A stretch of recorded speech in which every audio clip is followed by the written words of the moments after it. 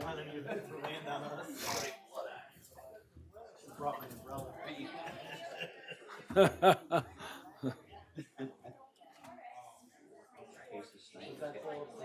Yeah, exactly. Julia, how you doing? How you feeling? Better?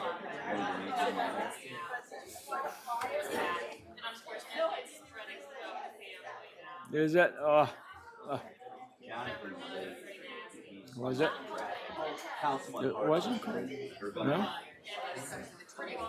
Flu, maybe? Flu? Maybe? The flu? Huh. Yeah. No time is good like that.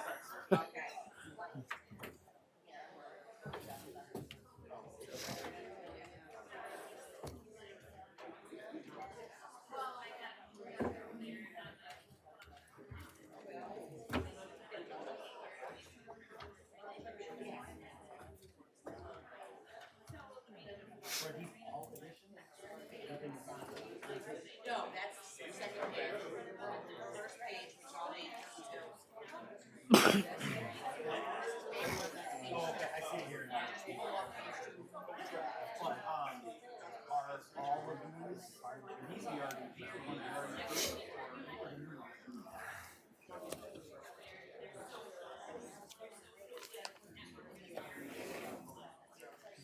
That was.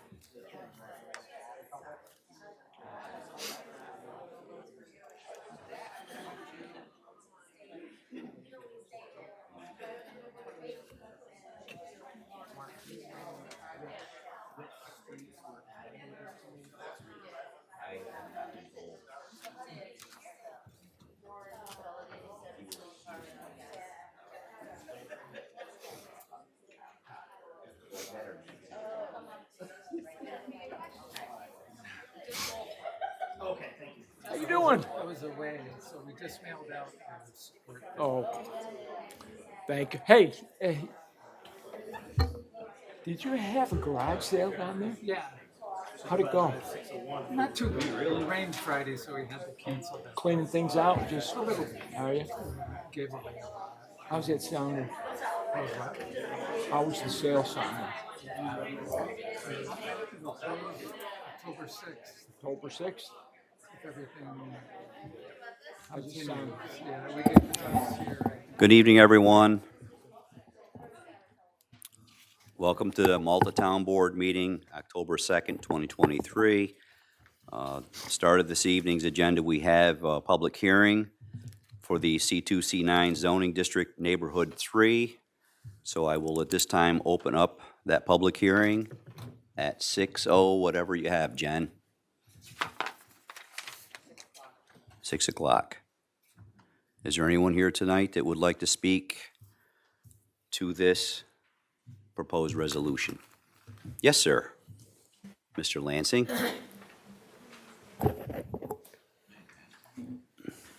Okay, good evening. My name is Scott Lansing. I live at 1 Rainbow Way. I've been a resident of Malta for 28 years now. I do also own a few commercial properties on the Route 9 corridor north of the proposed rezoning area. What I'd like to do is just voice my complete support of this zone change for the southern section of Route 9. I think it's appropriate for the area, given that it is sandwiched between I-87, the Round Lake bypass, and Route 9. I think the area is in need of some attention and some rezoning, and I think what is proposed is appropriate. I did have some suggestions for the board to consider for some possible amendments of the lines that are being proposed. What I do have is a map up on the screen for everyone to see, and I did provide copies to each one of the town board members as well. So on the left-hand side is the way the zoning is right now, and I do understand the map that is being contemplated does shift this area of red back to the back portions of these parcels. Also proposes the extension of C9 back into that area. What I am suggesting is perhaps that C2 line get pushed back even further. And reason being is it might be hard to see on this map, but there are some areas in here that are federal wetlands. A preliminary map has been put together of the wetlands in that area. That area is also sloped. There are some pretty significant slopes in that area. In that if the line were pushed back just to the back of these property lines, it would leave a section of R1. It would leave a very narrow section of R1 in that particular area, in that R1 will not be developed on these slopes or in the wetland areas without significant permitting, which I do not believe any developer would pursue. It would also require, in an R1 zone, it's about 1 acre zoning, would require some sort of a roadway to go back there so that it would service those lots with frontage on a public thoroughfare, which again, the cost for something like that, I think would be prohibitive to any kind of small-scale residential development. In my estimation, probably in that area, you'd be in the neighborhood of 2 or 3 single-family homes sandwiched in between, again, commercial area and the slopes and the wetlands. So what my thought or suggestion for the board to consider would be to basically take the C2, push it back, perhaps take the LC zone, kind of have them marry up somewhere in the middle, like what is shown on the right-hand side here, such that the C2 would encompass this area. So there would be a fighting chance for something to be developed back in that area. Again, with the R1 zoning, I don't see anything being developed in that particular area. So it seems more appropriate to have zoning that would fit the land and allow for something to be developed rather than adjust the zoning, leave that, again, that small sliver of R1 and not leave any chance for anything to be developed in that area. There is the residential community to the north. I don't think extending that C2 would, in my opinion, impede that residential area, in that we've, as my role at Lansing Engineering, we work with the planning board a lot, and they're very good about making sure that appropriate buffers are put to existing residential type uses. I do also know that the code has different provisions for providing appropriate buffers to residential uses. So I don't believe the extension of the C1 back in that area would in any way impact those residents with a project that would have to obviously go through site plan review with the planning board. So that's essentially it. Again, here in full support of the zone changes and just making some suggestions for perhaps extending that C2 back. And quite honestly, I think that C2 could be extended all the way back to that LC zone. You could not even extend the LC zone. I do feel that the wetlands and the slopes will self-regulate that area, and there will not be development on that, and it will end up being a constrained, undeveloped land anyhow. So those are my suggestions. Thank you for listening. Thank you very much, Scott.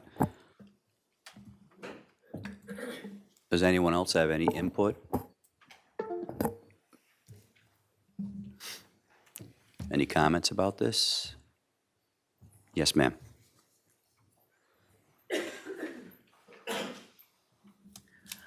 Good evening. My name is Maggie McDonough. I am a resident of Round Lake and owner of the property Starting Gate Cottages at 2272 Route 9 in Malta, which is also part of Neighborhood 3, which Mr. Lansing just highlighted up there.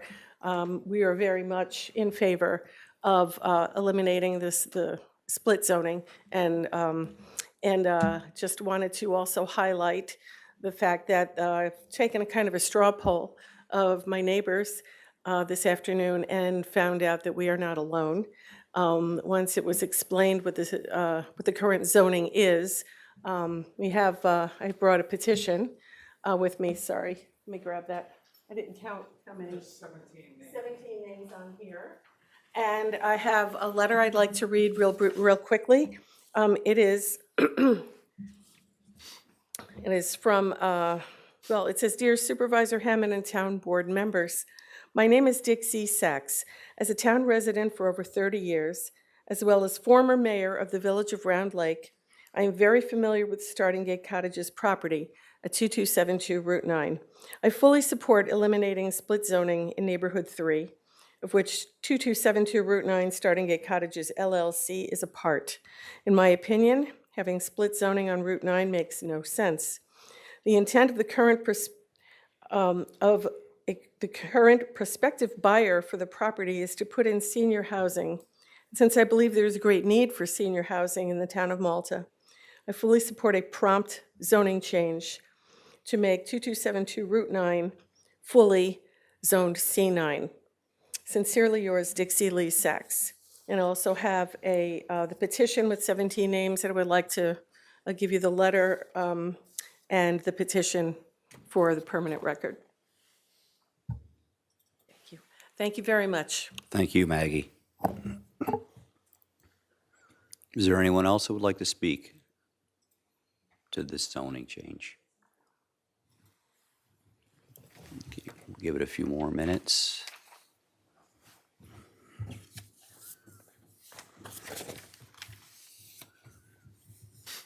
So the Yankee season's over now, so can't talk about the Yankees now.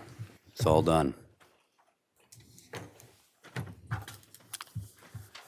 It was a miserable year anyway, Jen, just in case you were curious. I said it was a miserable year anyway for the Yankees, in case you were curious. Win the season. Okay, then, there being no other comments at this time, I would like to close the public hearing at 6:09.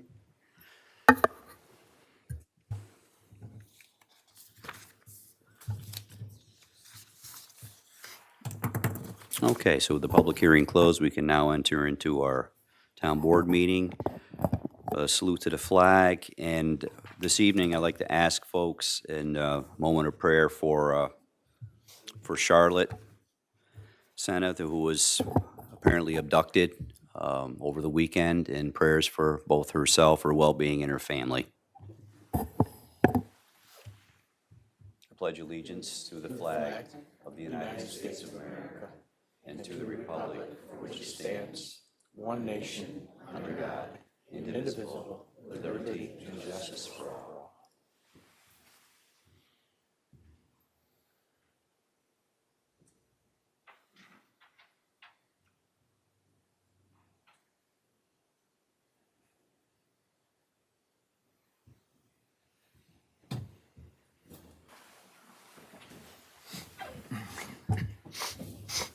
Thank you all very much. First order of business is to accept the minutes from 9:25:23. So moved. Second. Discussion? All those in favor? Aye. Aye. Opposed? Is carried. Thank you. Comments from board members or department heads, just real quickly. There's going to be, FEMA is going to conduct a tested emergency broadcast system. It's going to be Wednesday, and it's going to be at 2:20. And basically, it's going to be a text message you'll receive on your cell phones, from what I gather, based on the information. And you can read it. It's available on our website. It announces clearly what they're going to be saying, what they're going to be testing, and so on. And in any event, that's going to happen on your phones on the 4th. That's Wednesday, just as a heads up. That's all that I have. Mark, I have something. Go ahead, Craig. It's that time of year when all the signs are out for elected officials.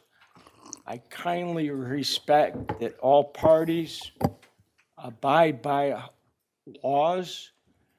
Otherwise, I do not want to see any sign wars. They have been stolen. And I ask that everybody kindly refrain from stealing any signs. Thank you. Yes, thank you, Craig. Any other board members? Just a couple quick things.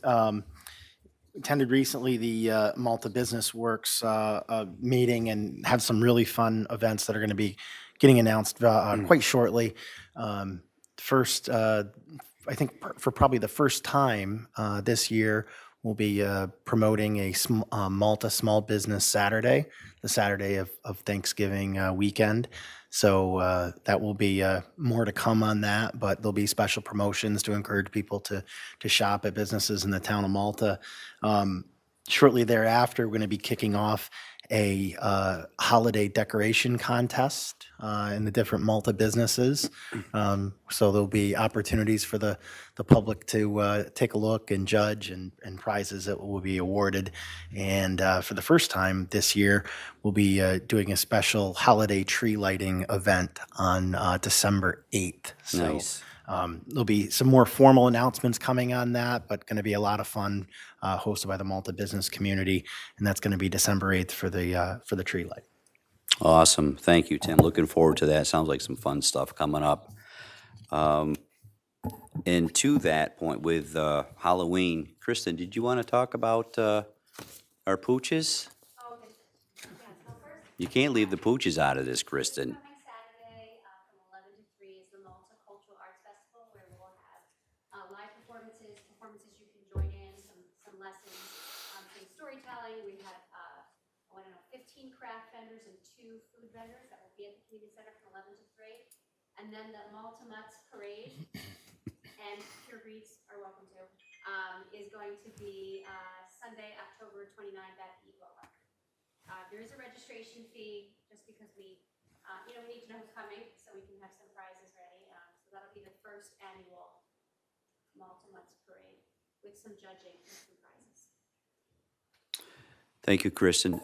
With the cultural arts, do we have a lot of participants so far that are going to be there representing the different cultures and so on? We do. I have the schedules up on the Town of Malta page. Okay. Schedule of all the performances and workshops and storytelling. So there's some that are like interactive, where you can learn how to play the drums, and other ones where you just watch. So, Great. but it's all up on the Town of Malta Facebook page as well as our website, my rep. That's awesome. And have you rethought Chunky being in the parade? Is he going to make? Can't walk. Put him in a wagon. Poor guy's got to go. Steve will carry it. He doesn't like to be picked up. Chunky does have a little bit of a weight issue. So, poor guy. Thank you, Kristen. Any other department heads? Roger, you have anything you want to report on? The signs are still working down there on Miller Road. That's a good sign. Thank you, Roger. Get it? Thanks, Roger. Maybe next month we'll have some data that you're gonna get confused on. That's not hard to do, by the way. I want to say that the Miller Road residents have expressed pleasure in having those signs up there. Some of them can sit in their front step and even see the numbers change as they're driving down the street. Thank you, Roger. Yes, that's good. Appreciate it. That is effective. I know myself, when I see him, if I'm passing a street or a sign anywhere, I try to keep my speed down below what's posted, 'cause I don't want anyone else to see what I'm doing. So I like that. I want to drop that down so at least it's close to what the speed limit is. I'm just being honest here. Okay, anybody else? Department heads? Nothing? All right then. Comments from residents?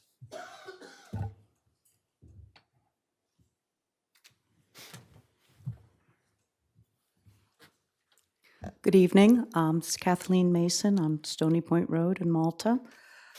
This is in regards to the New York State Development Group condominium proposal at the South Shore Marina. Myself and other people are hearing all kinds of rumors. They're really flying. And I'm hoping you can give us some facts, starting with this question. Is the proposal dead? I have not officially been told that yet. I've heard probably the same thing you have, that it is likely dead, but I have not heard that officially. So when would something official be made? Like, is there an end to the application process with the town, or an end date for the contract between New York State Development and the property owner? Or like, how do we know when this is Our done. planning director could probably speak better to that, Jamie, if, in terms of Can I- deadlines, do we? Update some things also on that afterwards. Sure. Yeah, go ahead. Now? Well, Jamie, in terms of deadlines, is there anything that the developer has to do anything by before we say it, yeah, on our part, it's officially dead? Well, typically, we ask to have a formal letter of withdrawal written to us, to the town, because we usually hold accounts of escrow and money for review. So in order to actually close out a project, they have to submit us an official letter saying they're withdrawing their application. We haven't gotten anything. I have not spoken to anybody from New York Development Group to date. So is there a deadline for that? Because I know they had filed an application. There's no deadline. Nope, we've had some projects that have floated around for 5 years until we reached out to them and said, hey, we have escrow money in your account. You know, are you wanting to close this out, or are you coming back? And then, so, no, there's no deadline for that. Okay, so that's the only way you actually know, is if they send you the letter saying they're withdrawing. That's what makes it official, yes. The Because like application. yourself, as I said, a lot of folks are hearing a lot of different things, but until it's actually formalized in the way of a letter, we can't really speak and say, yes, it's officially dead. Has Saratoga County Planning Board come back to us yet from what? No, their because approvals? they have not received the information that they have requested from New York Development Group. So when they ask for that, New York Development Group would supply that information to us, and in turn, we would give it to the county. And because we haven't received it from New York Development Group, the county does not have it yet. Has the town heard of any other serious proposals for that property, or been Again, approached it's, by? Or does that have to wait until this is done? I don't want to say anything based on just what I've heard. Again, it's, because I'll be held to every word that I do say. All I can speak to is what I've officially been served with, so to speak, and I have not learned of any applications or any other interest other than the hearsay, and I don't react on hearsay. Okay, I can't. all right, thank you. Have, Yes, talked Craig? to the owner this morning, Tony. And as I've been telling everybody else on the campaign trail, they had an option that expired in April that was not extended. There was no interest on either side to extend it. And there are now 4 interested parties that are interested in developing the property for possibly boat storage, and boat sales.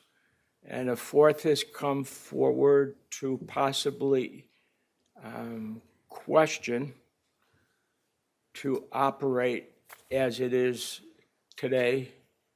Nothing is concrete. Sales prices on the property are far away. Nothing is concrete. Did you say the application expired this past April, or their contract? They had an option on that property, and they had an option across the street, kitty corner. It's my understanding that the option on that property, Tony's, expired in April. They tried to get it extended. They could not agree on the final price of the property or the option. This isn't hearsay. It's facts. Okay, I'm confused. Craig, Because can- the application to the planning board happened like in Craig. May. If I can interrupt for a second, I'm Steve Gottman, the town attorney. Their private matters of their contract are not before our board. So Craig is relaying information from his conversations, and that's the extent of it. It's not any representation of the board, or we have no control over their private contract matters. So we Yes, can't I really answer understand. those questions. Those would be more better directed to either New York Development Group or the Dedonis, but the town board, as Jamie O'Neill from Planning, has received nothing, and neither has the town board, as Mark has said. So Craig has gracefully passed on information that he's privy to, but I don't think the questions you're asking can be really answered by the town board. Okay, I understand. Well, thank you. Thank you for your time. Thank you, Kathleen. Any other comments?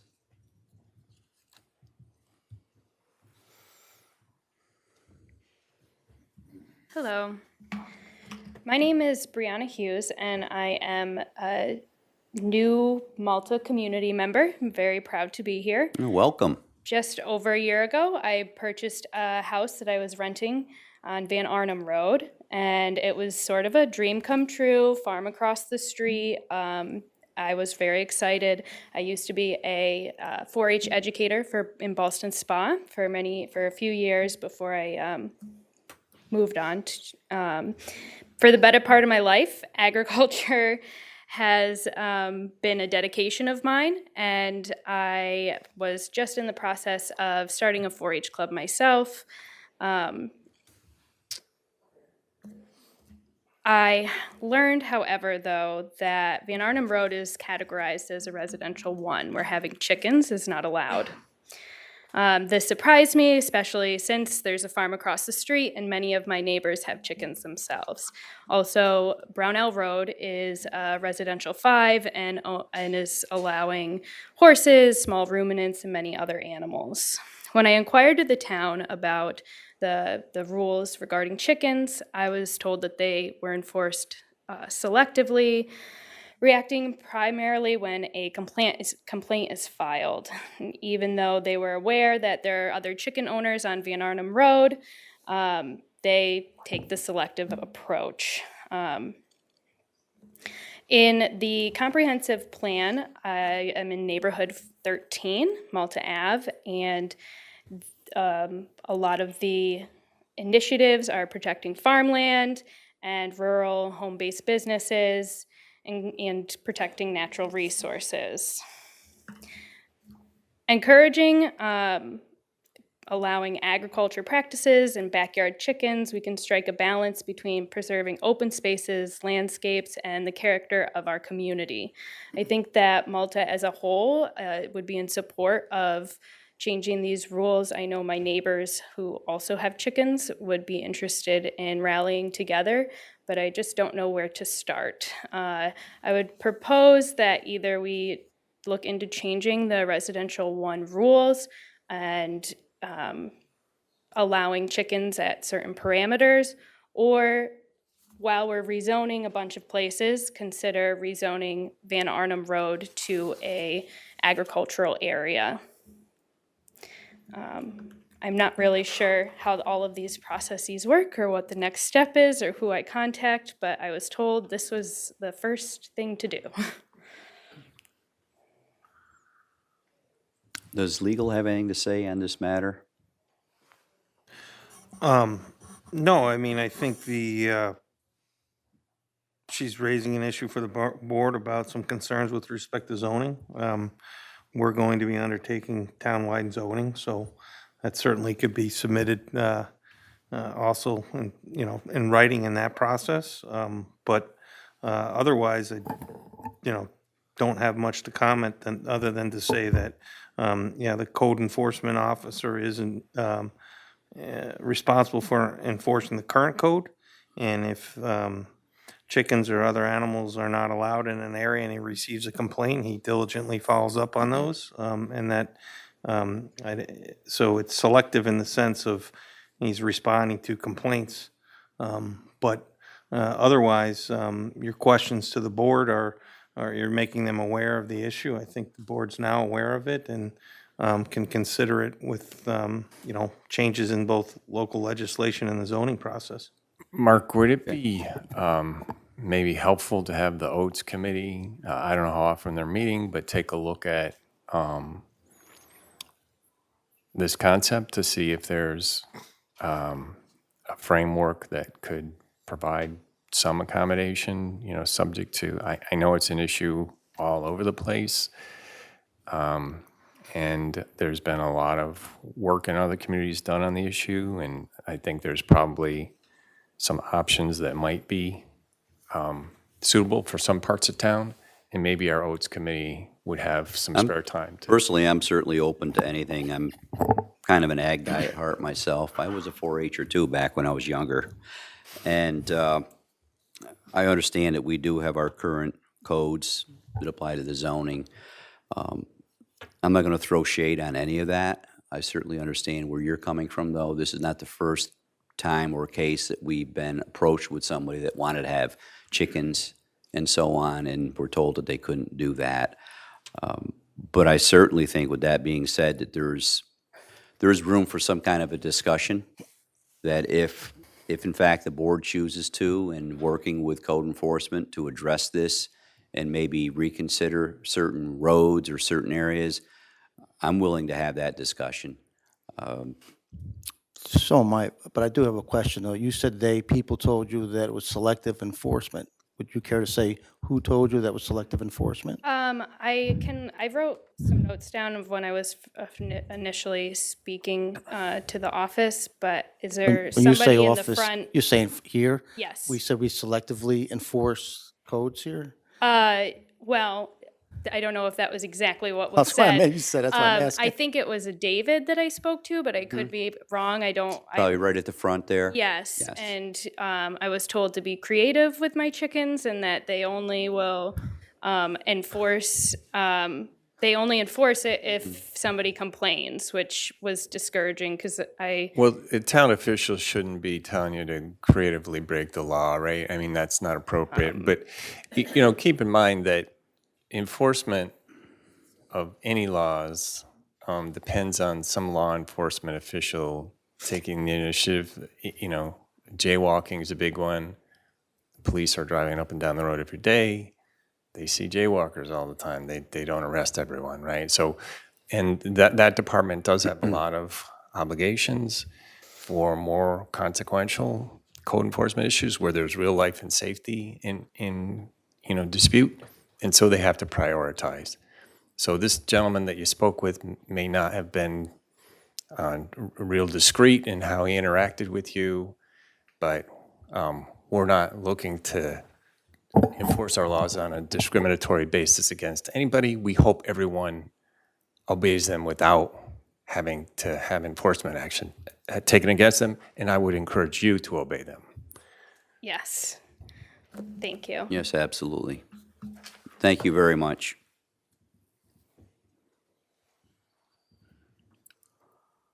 You didn't even wait for me to announce if there's anybody else. It's Monday. Okay.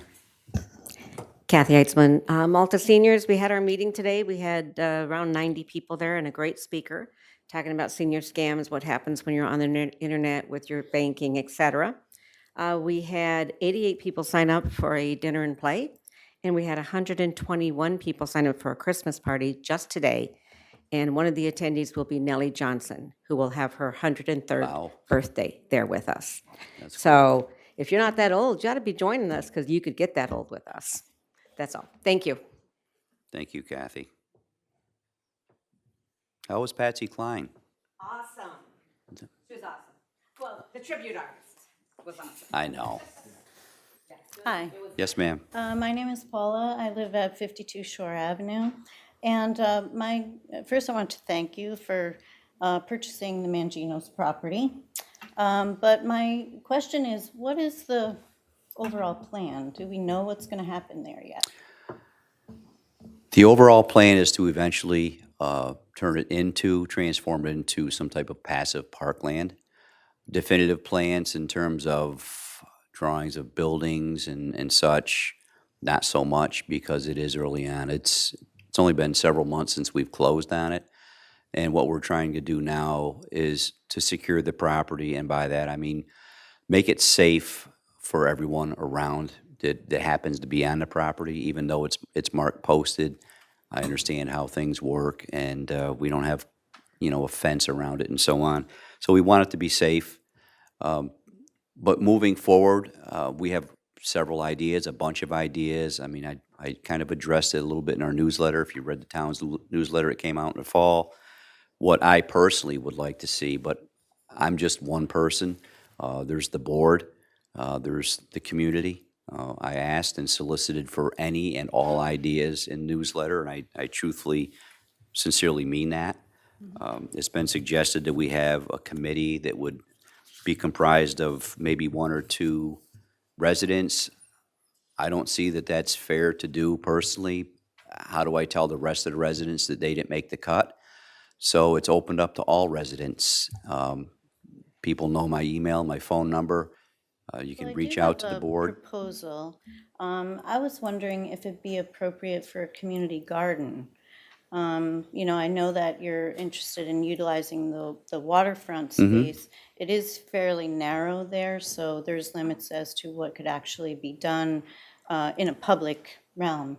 But I do think a community garden would be a really nice way to actually use that. It would be a way to, you know, take care of a lot of environmental issues, the water runoff, reusing the weeds. It brings communities together. There's a lot of fun events that actually could happen, kind of based around. Oh, absolutely. No, And- I'm sorry. I know that there are some economic development grants that are available that could really help to utilize that type of usage. And yes, and you're You know, speaking. it's kind of a cool thing to do. It is, in and general, you're so- speaking to a lot of things that we have considered, but we haven't gotten to that stage yet. We will eventually. But Slipid, for example, is one of the entities that we want to bring into the fold with this park and have a presence there.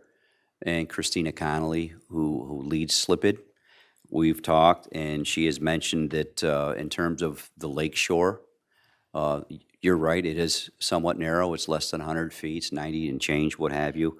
But she would like to possibly do some kind of like turtle gardens or turtle sanctuaries. We would bring certain things in to promote exactly what you're talking about, to not just tell people and teach people, whether it be in books or literature, but to show them this is what you can do to preserve shoreline and preserve habitat. So she's all about that. We're all about that, quite frankly, in certain areas. And we really would like to see some type of an interpretive center there where people can learn about the lake while they're also enjoying it and enjoying basically what's created there. And we want it to be like an oasis for people to enjoy and be able to utilize the lake, of course, short of swimming, for a whole different slew of reasons, actually. But liability is huge, and it's difficult for swimming. But fishing, non-motorized boats, kayaks, canoes, and so on, these are things we want people to enjoy and also utilize that center, that interpretive center, if you will, for lack of a better way of putting it. But so people can learn, not just about the environment, but the history of the lake and also the town of Malta. Right. So there are a lot of possibilities, and I want to hear everybody's ideas, and I'm looking forward to that point. Right now, our focus has been on trying to make the property secure and basically clean the slate before we start drawing on it. Right, right. Well, my house is literally next to the waterfront, so that's me. I'm that neighbor. So as you're looking I- at the lake, you to the right? I'm sorry? Or as you're looking out to the lake, are you on to the right or to the left? To the right? Okay. So, you know, it's concerning to me and certainly of my interest to know kind of what the plan is. And, Absolutely. you know, I'm not a deal breaker by any means, nor do I want to say no to things, but I do think that my property is 100 feet, and I know that that's my own house. It's small. So for public and being smaller than that, there's a real consideration as to what could truly be there and be appropriate. you Right. know, to be Absolutely. used. So I thought the community garden would be a really great way to bring Malta as a community, because many people don't have a big property, especially around the lake. True. So for gardening, you don't really have a way to even do it together. And I think there's some real nice things that could happen. Oh, there are. So- And as you well know, a lot of the folks that live on the waterfront, they're the ones that have to really step up to really helping to manage the lake in terms of the health, because of, as you said, runoff is really a huge concern. So, yeah, absolutely. There's nothing that's not going to be on the table to consider for this parcel. And just as an FYI, we do have a community garden Oh, you did? right out here. Yeah. Oh, Yeah, I'm I sorry. didn't even know that, I so- didn't. okay. Yeah, Well, we do. that's my suggestion, you know, I didn't know, obviously, there's no real, as to what's happening there, so, Mm-hmm. I mean, there's a lot of focus on that, so I thought I'd bring it up. Yeah, so you have read the newsletter, the fall newsletter? Okay.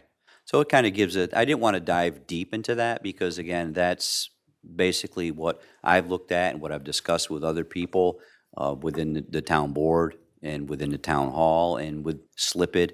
So this is just how I look at it. But it's not just me. This is for everyone. This is the town's park. Right, And I want it to be something everyone enjoys. of course. So Thank you. thank you very much. Anyone else? Yes?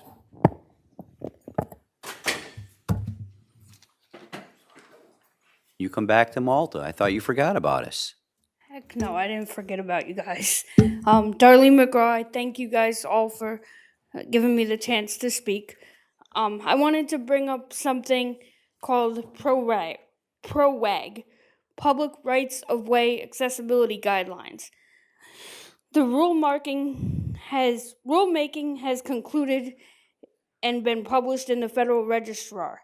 These guidelines under the American with Disabilities Act and Architectural Barriers Act address sidewalks, streets, crosswalks, curb ramps, and many other components that help us get around. They're also designed for pedestrian paths, recreation purposes, and transportation. I have come with one barrier when I try to get around in this town.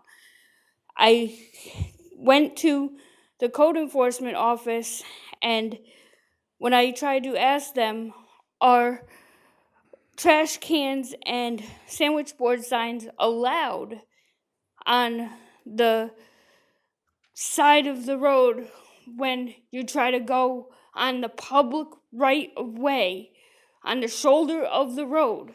In the town of Malta, he said, yes, it's okay. So my question for the board is it okay if you're in the road and you're in your lane to go swerving around your lane? That's similar to a drunk driver. If I was to swerve in and out of the shoulder when there is a shoulder, if I was to swerve in and out to avoid trash cans, sandwich board signs, and other things. When we have shoulders, they're there to protect us. So I would really appreciate it if the town could please update this stuff just when perfect timing, when the federal government updates, when they just updated its public rights of way accessibility guidelines. Now is the time. And you can ask your attorney. I am not an attorney, but now I believe is the correct time to do so. I was also at a meeting last month from the Rockefeller Institute and NYSERDA. It was a Clean Energy Committee, or Clean Energy Communities meeting. The town of Clifton Park is the only municipality in Saratoga County, and I swear I am embarrassed of myself, that we are the healthiest county in New York State, and the town of Clifton Park is the only clean energy certified municipality in Saratoga County designated by NYSERDA. I am totally embarrassed of myself. So I would encourage you guys, if you would like, I will give you my contact information so that you can reach out to me and we can have conversation on how we can be more clean energy and that you can get more money. There's grants out there and I can help you try to get them. And if your residents here would like to figure out how to get more money for this town and you can be more clean energy, this town is beautiful. That's one reason why I love to come here. And as far as the chickens and stuff, I would love to have like a little farmer's almanac on where to find all this cool chicken eggs and other farm type of stuff, because I sometimes just ride my trike just to go find farming stuff so I can get my food, my fruits, my veggies, my produce, and all my other dairy and everything else. So thank you for your time. Thank you, Darlene. How is the trike doing these days?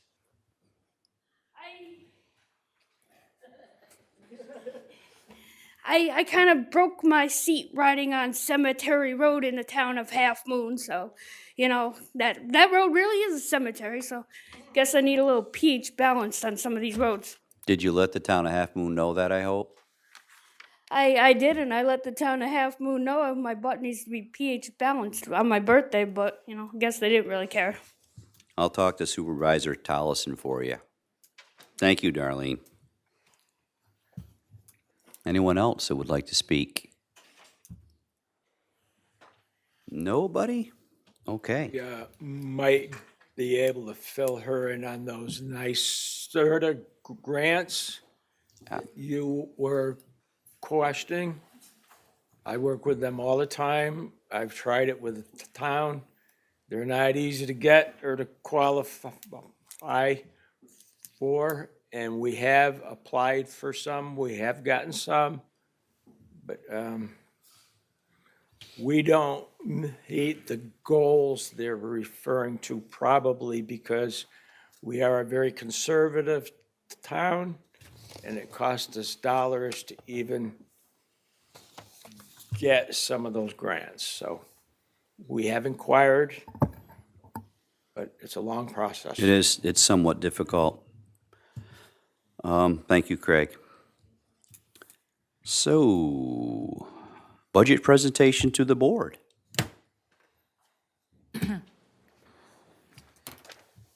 On Friday, September 29th, the 2024 tentative budget was filed in the town clerk's office by the budget officer. An electronic document of the 2024 tentative budget was sent to the town board. Thank you, Jen.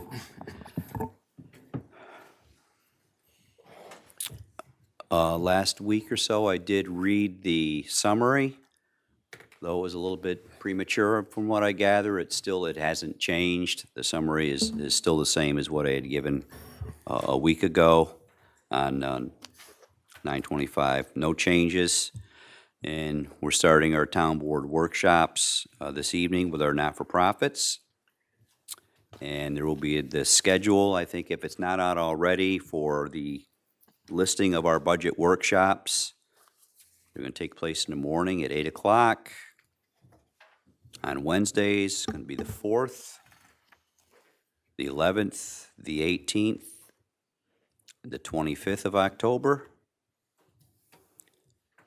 Public hearing will be on the 9th of November, and we're looking to adopt the budget on the 13th of November. And we have Julia, our comptroller. Okay, oops. I'm just here to assist with the budget workshops, specifically the non-for-profits, the fire protection fund district that we have, as well as the ambulance district. I figured we can kind of go smallest to largest in terms of some of the non-for-profits. For the board who's trying to review some of the backup that is within your budget binder, I'll try to reference the tab. We're kind of mixed between numbers and letters, so you might have to do a little bit of thinking to figure out if you're a letter. So tab 10 for you all is the non-for-profits, which is also tab J, if you want to reference. And there's going to be some backup in there that we can review over.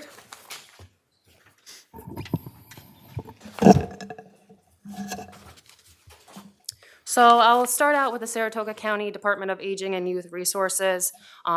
Mid-year this year, they actually requested a budgetary appropriation to increase for nutrition and transportation. Since that original increase in appropriations, they have not requested any additional funding for 2024.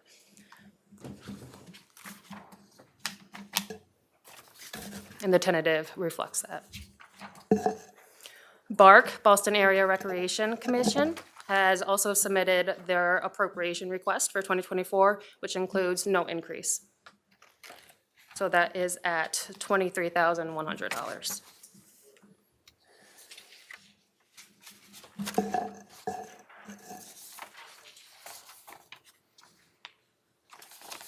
It's interesting to see that Malta's the largest user of parks now. Yeah, that's kind of interesting. They did provide some of their financials in there, so if you do have a chance to review it, no significant change, and it reflects their request for no increase. The next that I'll go over is the seniors. The seniors are underneath a different tab. They're going to be tab 15, or I believe, oh, I could be wrong on that one. Let me know if you have any further questions too while I'm reviewing them. These smaller ones, not too much is going on. So the Malta seniors did request, or did submit a request.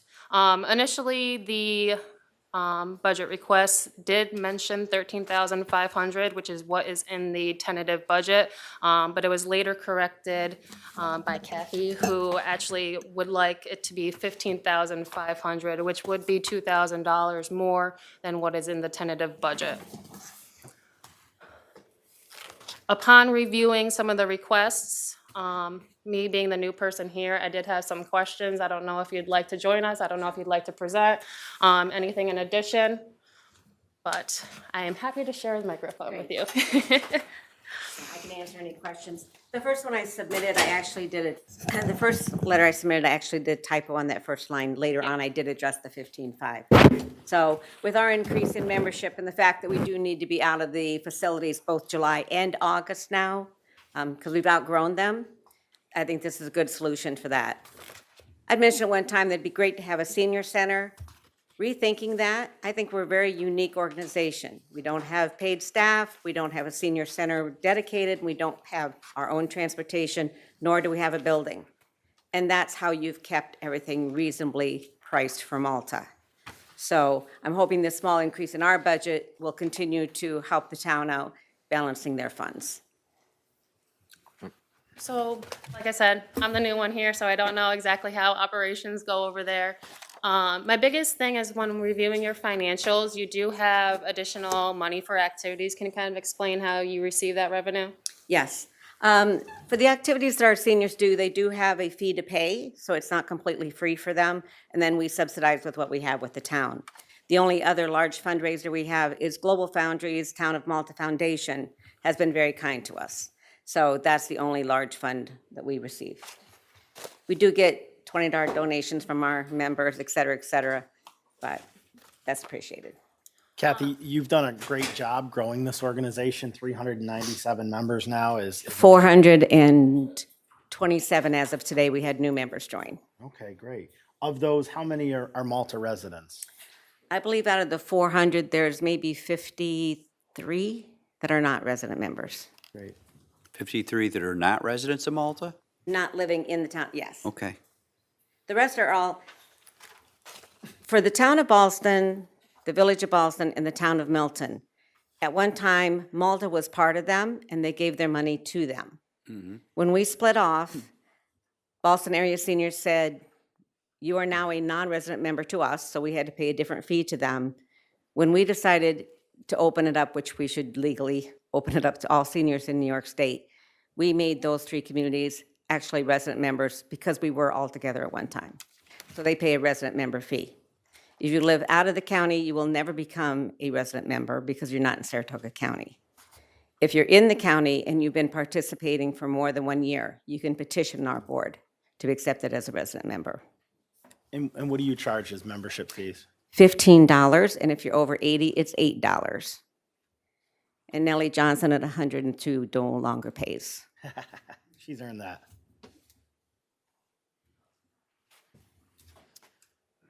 I have nothing further to say about the seniors, but we do have that question in play of do we increase the tentative, the additional 2,000 as per requested? I gotta be honest with you, I mean, this isn't for me the night to be making decisions. I mean, we're just starting to get information, so, I mean, the rest of the board may feel differently, but Still early in the process. yeah. it's- That's fair. Just Yeah, wanted to know I if think I had that's any reasonable. feelers. We're gonna collect it all, of course. It's all gonna. Absolutely, I all can gonna add up, respect maybe that. Say yes and then realize we can't say yes later on, is where we might be at. Any further questions of me that I could help? Thank you, Kathy. Good Thank job. you, Kathy. Thank you.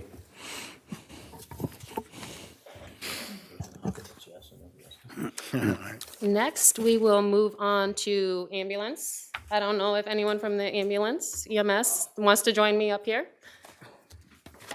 I can share as well. So within the ambulance fund, I'll just preface this with contract, sorry, let me Yeah, get you the number. I'm on the letter system. He's on the number. It's gonna be tab 20 or letter T.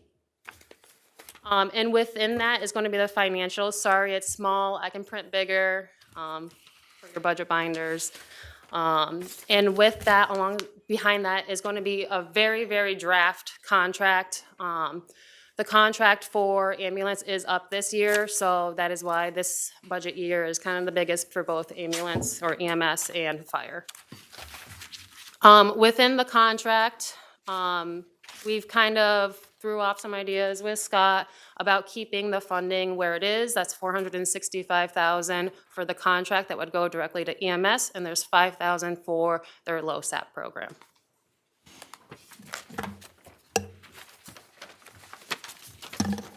Scott, can you talk about the changes in your call volume? Our call volume's definitely going up, and your building. So it's gonna go up, it's gonna go up in Stillwater, it's gonna go up here. Unfortunately, over 40% of our calls are Medicare, Medicaid, and they don't pay our bills. As we age, people age, they go to Medicare, Medicaid. Our cost out the door is about $813 per call. A lot of calls aren't getting transported to the hospital. So that might be lift assist, they might be helping people, but they stay at home, finding ways for them to stay out of the hospital. You don't always recoup for those services. So our costs are going through the roof. Not only fuel, mechanics, insurances, pretty much everything down the line's going up like crazy, so. What's your number one driver in cost, Scott, right now? That takes front row. Everything's up. There's not one thing that's not up.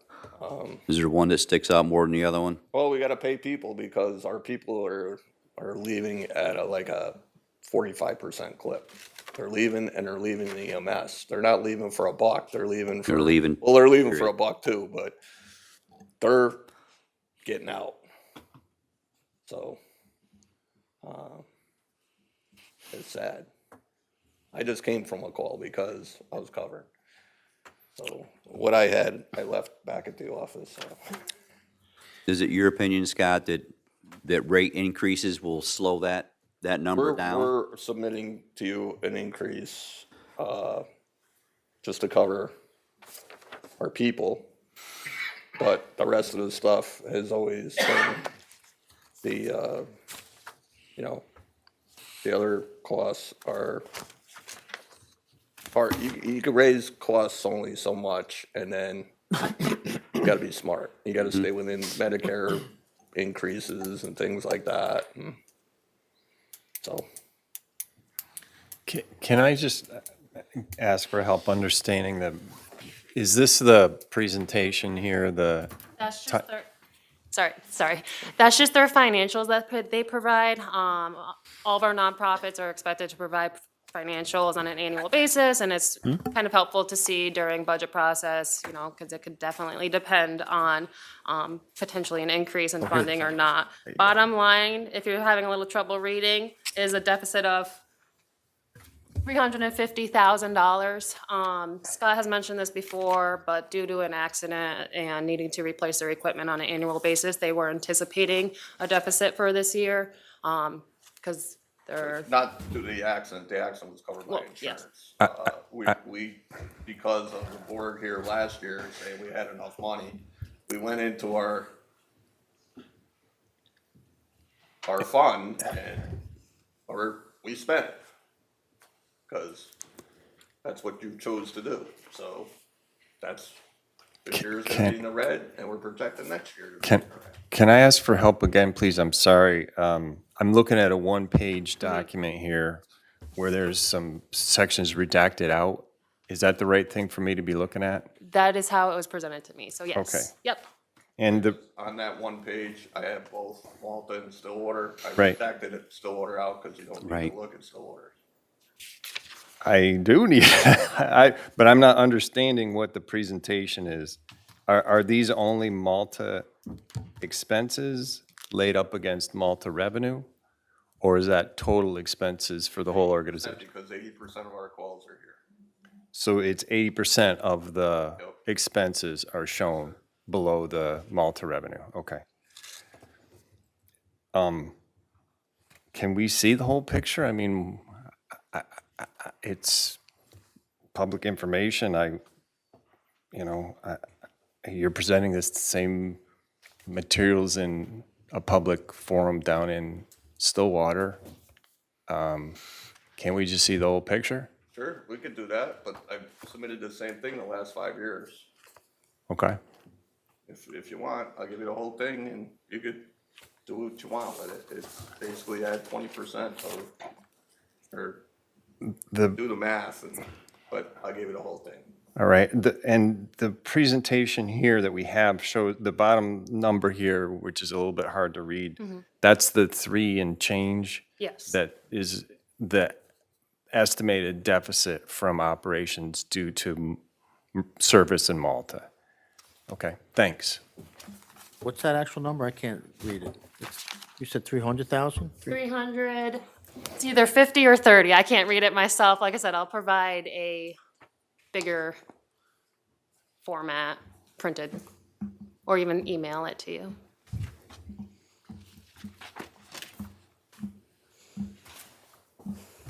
I don't think And there's. just to, these are, Scott, these estimates on expenses are reflective of what you think you need to be able to retain your staff?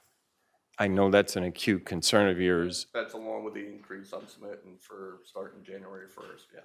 Okay, so this is what you believe you truly need to be able to have a sustainable organization? No, that's what we agreed to.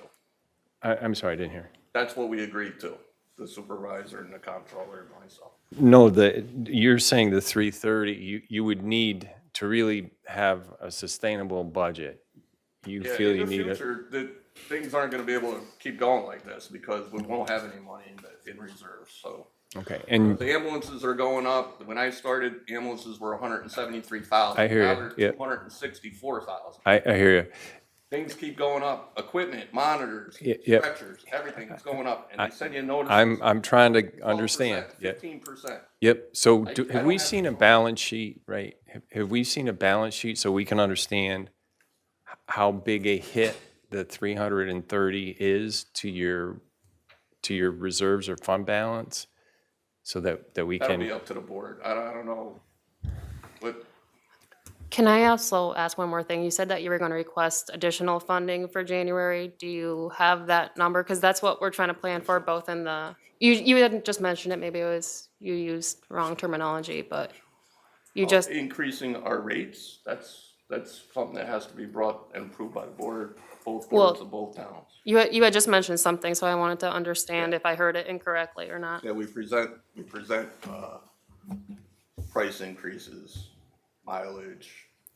but again, I mean, the rest of the board can pursue this or not, but the concern is that to go into next year, you're funding a substantial portion of your budget with use of your fund balance. Sounds it. But I don't know how much fund balance you have because I don't have a balance sheet. It would be helpful to me to, considering whether we should do more, to be able to see what your balance sheet is. I think you have to file one with your annual 990 as part of that 990 form, so it's a public document. If we could just please have that. 90 every year. To Can we please have your balance sheet, sir? That's up to the board. If they want to give it to you, I have no problem with it. What do you mean, up to the board? I answer to. Are you- I answer to You answer to the taxpayers, I answer to a board. If they're okay with it, you get a lot of information. I have no problem with it. It's up to my board. They have to okay it. Okay, well, I mean, I can go on, the IRS publishes the 990s you file. I guess if you're going to make me do that, I'll have to do that. You can see the 990. I know I can, it's right on the IRS site. And I guess, It's hard to get this year's, but we send it as soon as our accountant kicks it back from Claflin. He kicks it back, we send it right to you. you know, I got to be honest with you, I'm trying to help you, but because you're showing a deficit that you're saying is unsustainable. Can I just bring one point up? And I need to see how it's unsustainable by seeing how much of your fund balance you're consuming with the $330,000 hit you're going to give to it. But you're unwilling to give me that information, apparently. I have no problem giving it. Go ahead, Julia. I just want to make a note that this year, 2023, is going to be the last year that you have your building bond, which was a decent chunk of what Town of Malta does pay for EMS services. It is anticipated that you're going to pay that off this year, and then there is, I don't have the number off the top of my head, I'm sorry, that number would go back into the ambulance. So it could help with operations for next year without justifying an increase, which is why in the tentative budget, there is no increase in contracted price with EMS. So what was our contribution last year? It was the same? 465. So we're, No increase for the upcoming years. And once we get the contract agreed upon, approved by both parties, then however long that contract will be termed for would institute no increase. great, thank you. Anything else before we move on to fire? Thank you, Scott, for all that you guys do. Scott, thank you very much. Thank you. And how many years now have you guys gotten the gold seal? They started it. You couldn't get it the first year, you only got silver, so after that. Keep it up. Thank you, Scott. Just a quick announcement, Charlotte Cena has been found safe. Oh, thank God. It worked. Oh, thank you. Very good news. All our prayers worked. Very good news. Oh. Thanks, Kathy. Thank you very much. Oh, Woody. Thank you, Woody. Thank you. For That's telling us that. very good news. Awesome.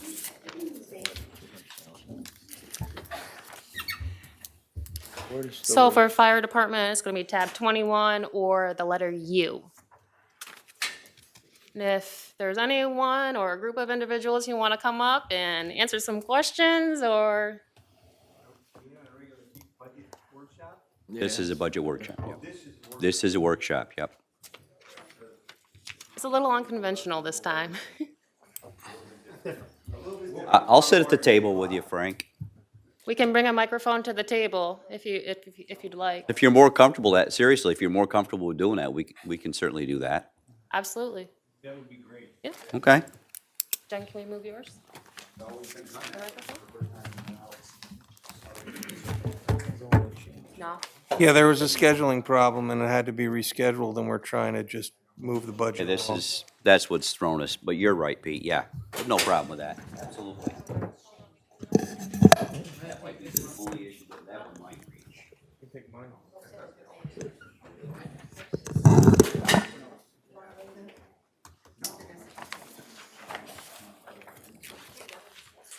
Thank you, Kristen. Thanks, Kristen. We're adapting. You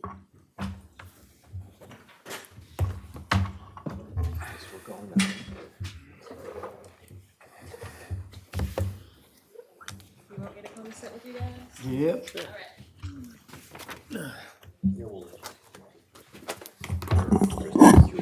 Close enough. Make sure you get her name right. I've only been here a year, it's okay. You don't want miracles.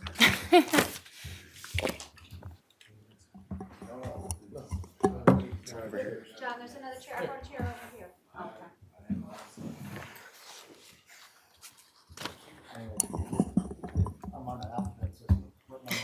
U, letter U for you. U, yes. So again, as mentioned earlier, the fire protection contracts are up at the end of this year.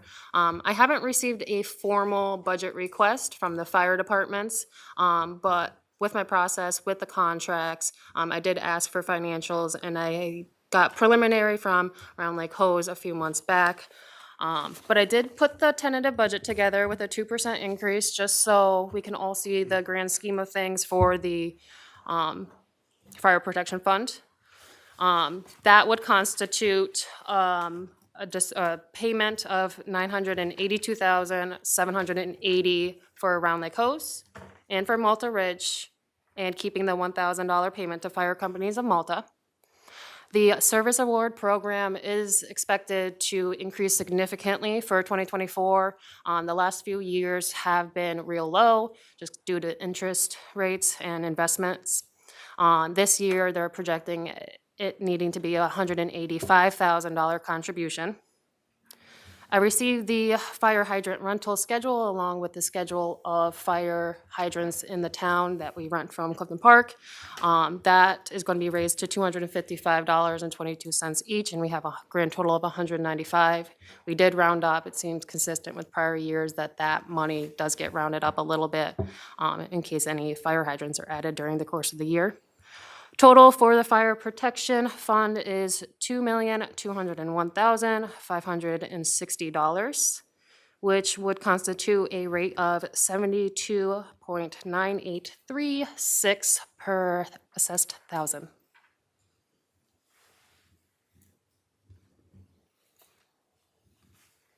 Hopefully you could follow along. I did submit a request to Mark for what we requested, which was keeping our 84 cents a thousand.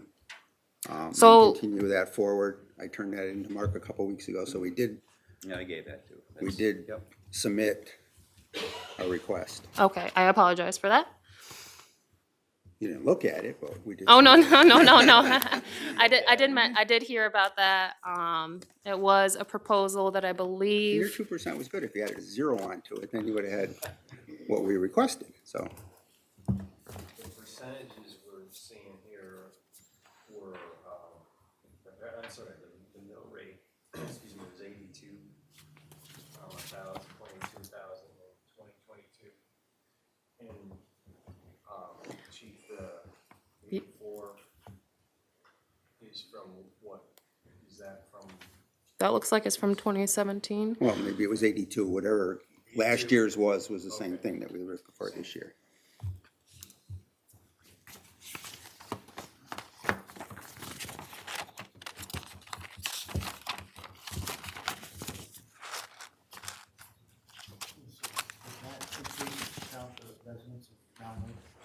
That does not, that just is for outside town. Or outside village, sorry, misspoke. I do think we need a town to look at why fair or unfair the residents of Round Lake aren't contributing to fire protection and the rest of the town is, and why that is. That means, good luck means what? That we what? Okay, I agree with you on that. And as a board, I think to make it fair to everyone in the town, that everyone contribute, especially with a nice brand-new firehouse, you know, within the premises of the village, is something that we have to look at in the near future. Might not get handled at this budget, but if you're looking at for more increase of revenues, there's an increase in revenues coming toward, towards fire protection. So they do not, Round Lake Village does not, I've been around the last 27, 28 years, I guess. Julia, do we know why that's the case? Why the village does not contribute to fire protection? I cannot speak on that behalf. We don't know. That's why we gotta get. I'm aware that Round Lake Hose, as well as the village of Round Lake, have an agreement together which kind of monitors and accounts for all of the funding that flows through the village from the town. So it might be a matter for Round Lake Hose and Village of Round Lake. money go through Wordless before? No, all the town money goes into, the village general fund. They only have one fund, and that includes everything in the village. Okay. So all the money gets dumped into there, and then, as it's spent throughout the year, Yeah. obviously it comes out. At the end of the year, the accountant balances everything out. Whatever happens to be left over, I have a capital reserve account for new vehicle, new trucks and stuff like that. So whatever I don't spend during the year gets moved over to that Over to account. that account. And an accounting gets sent to the comptroller. Normally Kevin got it by June of every year. Yep. The problem this year is their CPA passed away, and they're in the process of trying to figure out their year. And I Yep. don't know, the last you got from them, last I got is they're still not there yet. So I don't know, it'll all be accounted for at the end, but at this point it's not. But yes, the village, or the town sends a check to the village, goes into the general fund, and then it gets spent for fire protection throughout the year. And it is all, like she said, they have to provide to us and to you an accounting that it was all spent on fire protection. Where Right. that money comes from is what I'm asking. Right, and It comes from us. And I think, basically to sum it up, and this has been something that, I mean, it got my attention early on in the year, actually, and Frank, we've had conversations about this, about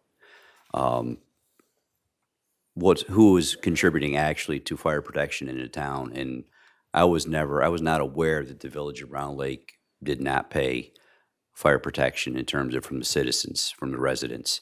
So Mark, you're saying our fire protection district excludes the village of Round Lake? It excludes. No, it includes it. We pick up their tab. I don't even know if they pay an ambulance. Please, so I can understand here. We're all trying to understand. All right. Yeah, so, we have a fire protection district, Which is the whole county, including the village. including the village. In that district, is the value, the assessed value of all the properties in town. We take the amount we're gonna raise by our budget, we divide that, we come up with a rate for the fire protection district. That is levied across the town, including the properties in the village that pay fire protection district taxes. I don't know where. Can I just? Sidetracked. But like I Is said, that a fact these- or not? It should be. They are exempt. They are not in the fire protection district. We provide fire protection to them, Right. but they do not pay. The homeowners, I'm Me- talking me about know, the I've home, been around the longer prop. than these. We just have a little disconnect. I believe our contract, the contract reads with the town of Malta is to provide fire protection to the town of Malta, excluding the village of Round Lake. That was the last I saw of the contract.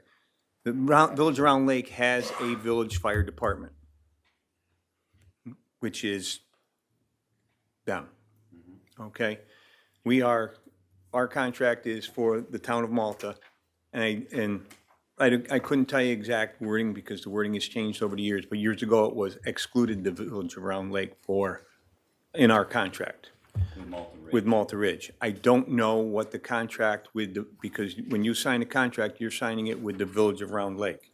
The village of Round Lake signs the contract, not us. Okay. You guys, but So- what I'm asking is, do the property owners in the village of Round Lake pay a fire protection tax? To the best of our knowledge, no, we do not. Well, You have one right sitting behind you. do you pay, I mean, we can, if nobody knows tonight, we can get the answer. But They that's, do not pay. No, they do not. They do not pay. I can tell you that 100%, they do not pay. No. So those fire protection district, which establishes the properties that pay the tax, excludes the village, is what you're saying. I'm not sure what the contract reads, I'm not sure, not because sure what ours the is a little contract different than theirs. But no, we provide fire protection, but they do not pay for the fire protection. The tax, no. And for what it's worth, I spoke again with Julia about this, because I was puzzled when I found out what appears to be the truth and the fact, based on multiple things. The Village of Ballston Spa was very similar to this. They also, they meaning the other towns, the surrounding towns of Ballston, town of Milton. I'm not sure what transpired, but basically it resulted in them saying, we would like the village to pay too. It's not fair for you as a neighbor, and you as a neighbor, and you as a neighbor to pay fire tax, but yet if you live in the village, you don't pay a fire tax. You're paying for the fire apparatus and so on to go to the village. So if you're talking fairness, and as I was told, Julie, I think you were actually involved with it when you worked for the village as their treasurer. She's the one who gave me the information, and it got changed. It's now they pay. The village pays just like, correct. The Village of Ballston Spa pays, whereas they never used to. What I'm trying to find out still is what established that to be the case in villages. I honestly don't know. I don't know if that's something that's a long-standing thing that's been in play for 100 years or what have you. I don't know the answer to that. But I think to Al's point, what's important to realize is I think that we're to the point now where we all try to be fair with everything that we do, whether it's spreading debt amongst all of us or what have you. It's unfair if that is the case, if people in the village are not paying what you and you and you and I and most other people in the town are paying. I don't see that that's fair. That's just me. So I think that, again, to Al's point, moving forward, this year, there's not going to be anything that any of us at this table or in this room can do about it. But I think what this does is it sets basically a course that we should follow, and that is to pursue basically why, what, all the questions answered definitively without speculation, and find out, and if in fact it winds up to be a case like the Village of Ballston Spa, where the town of Ballston and town of Milton said, we'd like your share too, village, then so be it. I feel that we should definitely pursue that. That's just my opinion, and I think that we need to look forward to that. Yes, Craig? Does the village of Round Lake, did they pass the discount on the fire tax in the village of Round Lake? They were like one of the first ones. Then if they did that, You're talking about the exemption? the exemption, Yep. and they're not paying into it, what are they getting exempt from? I'm not, School taxes, there's village taxes. I'm not sure if And there's we're town exempt tax. from fire tax. There's not Okay, fire. I'm not sure if we are exempt from fire tax. The legislation you passed applied to town taxes. I'm not sure if that applies to the fire tax. So you gave us a 10% discount on Possibly nothing. nothing, Right. That's what okay? said. Right, and it's to the point, and the chief is absolutely right, and that's why, I mean, there was a lot of rush from a lot of different municipalities throughout the county to go ahead and pass this, and quite frankly, the state hadn't even really trickled down information as to the hows, the whys, the whats, and wheres, and so on. Ray Lynn, our assessor, when I spoke to her, as soon as this came out, I said, this is something I want to do for the volunteers, so how do we do this? And her response was, we don't have enough information to even start to act on it. And it took literally months to get to where she said, we can do this, but just so you know, for people in the town of Malta, for the volunteers, it's not really meaning anything. But if we can do anything at all to support, then we have to do that. Again, in my opinion, we have to do that as a town board, to support the volunteers that are supporting the town. So with that being said, there were people that rushed early on into it and they got confused with language. Some towns got in trouble. They got dragged through the press because they enacted things that were not the way they were interpreting it, but the way the state was interpreting it, and then the county was interpreting it, and it was a mess. It's very similar to the marijuana law. When that came out, the same thing. It was a trickle of information. It was very slow, but yet everyone wanted you to act upon it. And to vote on something before you've read it, to me, is crazy. I don't know who would do that. But, I'm sorry, but with that being said, these are things I feel, again, that need to be examined further. And to the case of the exemptions, this is something that we have to make sure that there is some teeth, so to speak, in that exemption. It's just a feel-good thing for people to see that the town supports the volunteers is not enough in my book. There has to be some realization on their end that they're seeing that. But again, that's just my opinion. As far as the village goes, The village, I just looked at a couple tax bills in the village, and it looks like they do not pay the fire protection tax in the village. And it could be there's a legal, can I just finish, please? It could be that the village law precludes the fire protection district from extending into the village. Now, with that said, what you guys are saying is that they are not using village funds raised from their own revenues to pay for fire protection in the village. Correct. That's what you're saying. And they're not paying it through the town's fire protection district either. Thus, they are getting free fire protection in the village. And who would not want that? If you live in a village, they would all want it. I've dealt with 3, 4, 5 supervisors since I've been chief. Yep. And this is the first time it's ever been questioned. I never knew it. It's always on my budget every year. We always questioned it, I think, in the back of our heads, but we'd never had a frank discussion over it. So, no, this is the first time. And I thank you for that, and Mark. John said, village law is really different than regular law. But I don't know, like I said, where it came from or how long it's been that way. Right, and maybe that's, you just have to enact it. Because I don't believe they, in the past, there was a time where I don't believe they even paid ambulance. So, Decades and decades ago, You know. we would have established fire protection districts. But- We would have to look at that to see if there was a purposeful exclusion of the village. or nobody wanted to fight Dixie, one of the two. Or it could be that there's a legal impediment to doing it, I don't know. Maybe somebody I mean, for the years, you had the same lawyer, so. Yeah. Like you said, it can't do anything this year. So both chiefs, you said that you want a different number than Well, what we've proposed here. I guess I did. I just didn't provide you the copies. I apologize. An increase to, I have it at 0.839145 cents per thousand assessed would constitute us overriding the tax cap, which everyone hates hearing that word, so do I, because it would increase the expenses about $300,000 on top of the 2% that is in front of you. Help me understand that with the numbers I have in front of me. So I have a copy in front of me that basically calculates per the assessed value within the district. It's about 3 billion, I think, if I'm reading all the numbers correct. There's a lot of them.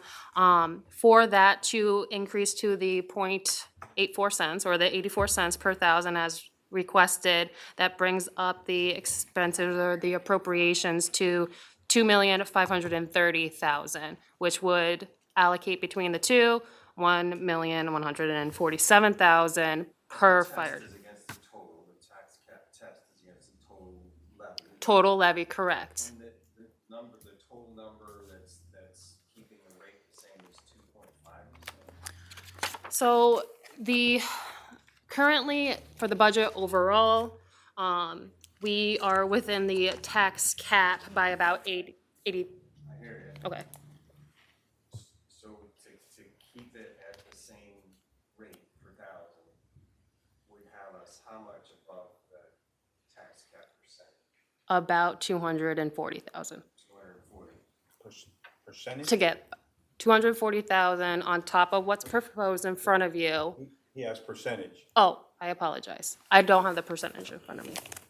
So our tax cap growth max is 1 and change, is it? So Or is it 2? it's 2 this year, because, It's above. yes. So it's 2, and to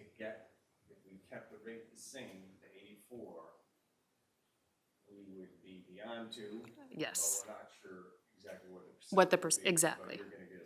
I can get you that number, yes. There is a 2% tax cap as well as an allowable growth factor of 1.0139 for Malta. Just depends on the assessment and the growth of Malta, as well as a few exclusions. The budget as a whole that's presented to you, the tentative budget, is within the tax cap with about $80,000 of leeway before having to override that tax cap. And that would constitute a public hearing, so we would need lead time on that, yeah. And just a couple notes on our end here. That number is, you know, there was questions asked about reserve funds. You know, first before, our reserve funds are earmarked for replacement of our equipment. Very similar to the way the village, as Chief Mazza explained to the village, where at the end of the year, what is not used goes into the reserve fund so that we can purchase our new equipment. And just some other numbers just to throw out there to you, okay? Our last 3 years have been a flat budget. There has been no increase. That number has stayed the same, so that means that mill rate, is that what you call it, has dropped down to, you know, is lowered every year because assessed valuation comes online. So in that time, you know, our expenses and our responses have gone this way, and our finances have gone this way, you know, to the tune of responses of, you know, and yeah, that gap is moving this way, not this way. It's not meeting in the middle. You know, 23% more calls, 10% more, 16% more hours. From the beginning of the contract, that 2021 to 2023. And that's year to date, that's estimated. It's gonna be 23% increase. Well, from 1 year, our big jump was from 21 to 22. This year, from 22 to 23 is not as big of a jump, but overall is 23%. You know, our total hours for the calls are up 16%. Our training hours are up 10%. Our fuel costs are up at least 50%, you know, and that's the same with everybody. And, you know, we estimate the inflation rate, you know, and we all talk about the inflation rate in our own lives at 8, 9% or whatever it is. The fire service inflation rate is 35, okay? Because as soon as you put the name fire service on something, the price goes up. And so it becomes very difficult. And just as a note, you know, we're replacing a truck, we're taking delivery on a truck before the end of this year, and the increase from when we bought its original truck that we're replacing, the increase has been 150% increase. A truck that we bought 5 years ago, it's a 62% increase. And they're estimating that after January 1st of next year, that increase is gonna probably go another 20%. So, you know, that whole thing with, you know, the inflation is just out of control. And we have mandates, we have unfunded mandates. You know, we have industry recognized standards that have been adopted by industry, the NFPA. And even though they are not laws, a lot of our laws, a lot of our OSHA laws, our PESH things are based on NFPA standards. And we have to adhere to them. We have to adhere to them or else face possible liability or even prosecution. I can be held liable. I understand. Are there examples where you've not been able to comply? There are, so far, we're doing pretty good. But what it does is eats into our balance, eats into that, you know, if we may have to stretch, and the chief was talking, we were talking about gear. We have to stretch personal protective equipment, you know, all right, we're gonna get six sets this year instead of 8. Gear is only good for 10 years. Yeah, and that's one of the And in mandates 10 too. years, it may never have seen a fire. It's and gone. You still need to get rid of it. And the Yeah. price of gear in the last 5 years is up 110%. When you get rid of it, where's it go? South America. As long as it's not us. No, there's no Oh, reason, because no other department- well, here's the thing, we sell it to you, you get hurt in it. It comes back on It us. comes back on us. Yeah, there's none of that. It has, We don't get into that stuff. it has to go and basically to another country or be destroyed. Our air packs you know. have 15 years on them. They've doubled in price since we bought them. We both have to get air packs in 2 years. Yeah, so it That's just gonna be goes, $500,000 each. yeah. Why No. does the equipment increase so much? I've heard a couple Because, Because it says FD on it. because they And can. they can. The same thing with an airplane, get a away with washer is. Because they can get away with it. Yep. $100 more than a washer you get at Yep, Home Depot. And take Exactly. the air packs. They're replacing air packs. They don't know if our old masks are gonna work with the new air packs. Probably won't. So now we gotta buy new masks. Probably by Designed so they make more oh, money. yes, absolutely. I have to believe that fire companies have tightened their belt Mm-hmm. already. I understand the fire departments have tightened their belt already, both fire companies. Let's just say we stay at the 2%, that's all that we can swing as a town. How are you gonna tighten your belts a little bit more, if at all? And if you can't, where is the biggest impact gonna be felt? In the next 5 years is where we're gonna end up in a bind because both of us are possibly gonna need radios. We know we need air packs. He has a truck coming in this year. I have a truck coming in next year. I need to order a truck in January that will not be here until 27 or 28. But if I don't order it now, the engine goes up $100,000 if I wait. And that truck, the last time I bought the exact same truck in 2018 was $630,000. It is now 1.3 million. It could potentially. So it could it's gonna hurt us potentially, 5 years from now. Affect operations. So in terms of like training to conserve fuel with your vehicles, Yeah. wear and tear on your gear, Can't do although that. it's a 10-year life expectancy. So So there's, you know, and I don't foresee it here in our town, but in the fire service in general, I could foresee them moving towards different type of operation where they no longer go inside buildings. And now it's like, sorry, you're inside, come on out, we're not coming to get you.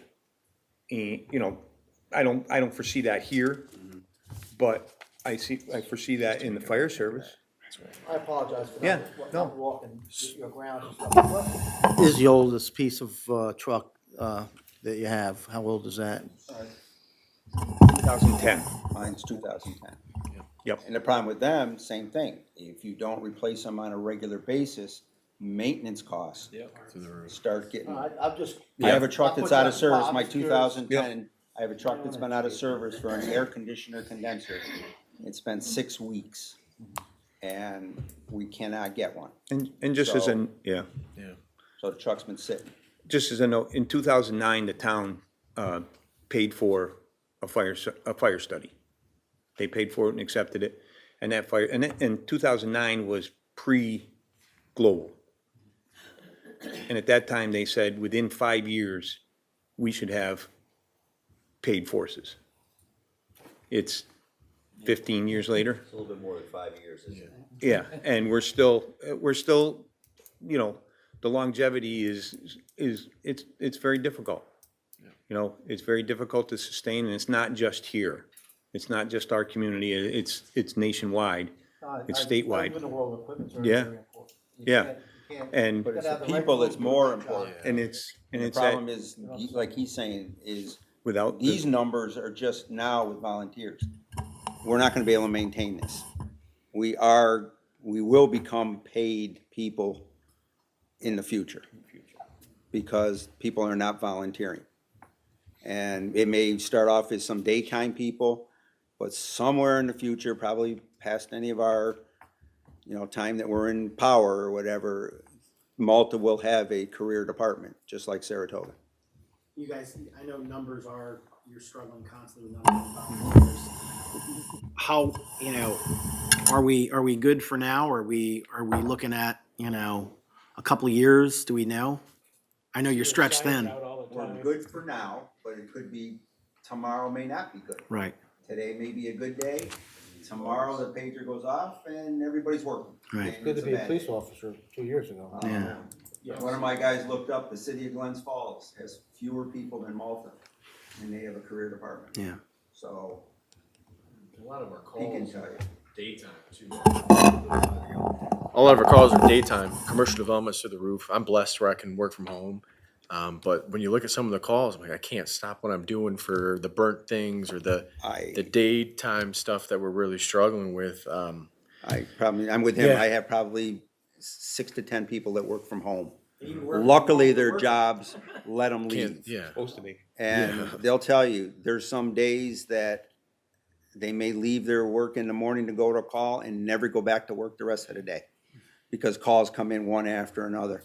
Well, I only obviously speak for myself. You know, the last, probably the almost last thing in the world that I want to do is have to exceed the tax cap. But the last thing I want to do is have the people that are keeping us safe not be properly equipped or, you know, putting themselves in danger. And over the So, last 3 or 4 years, like Pete was talking, our numbers stayed the same. Basically, inflation stayed the same. You know, everything went up a little bit every year. yeah. Now, if we But these don't last do 18 things months have today, it's more expensive Yeah. tomorrow. And when, you know, I mean, Vince negotiated that and it was a great idea at the time and it worked for the time. But, you know, these last 18 months have really thrown numbers sideways on us. Pete said, you can talk to a manufacturer and by the time you order something, it'll go up 25%.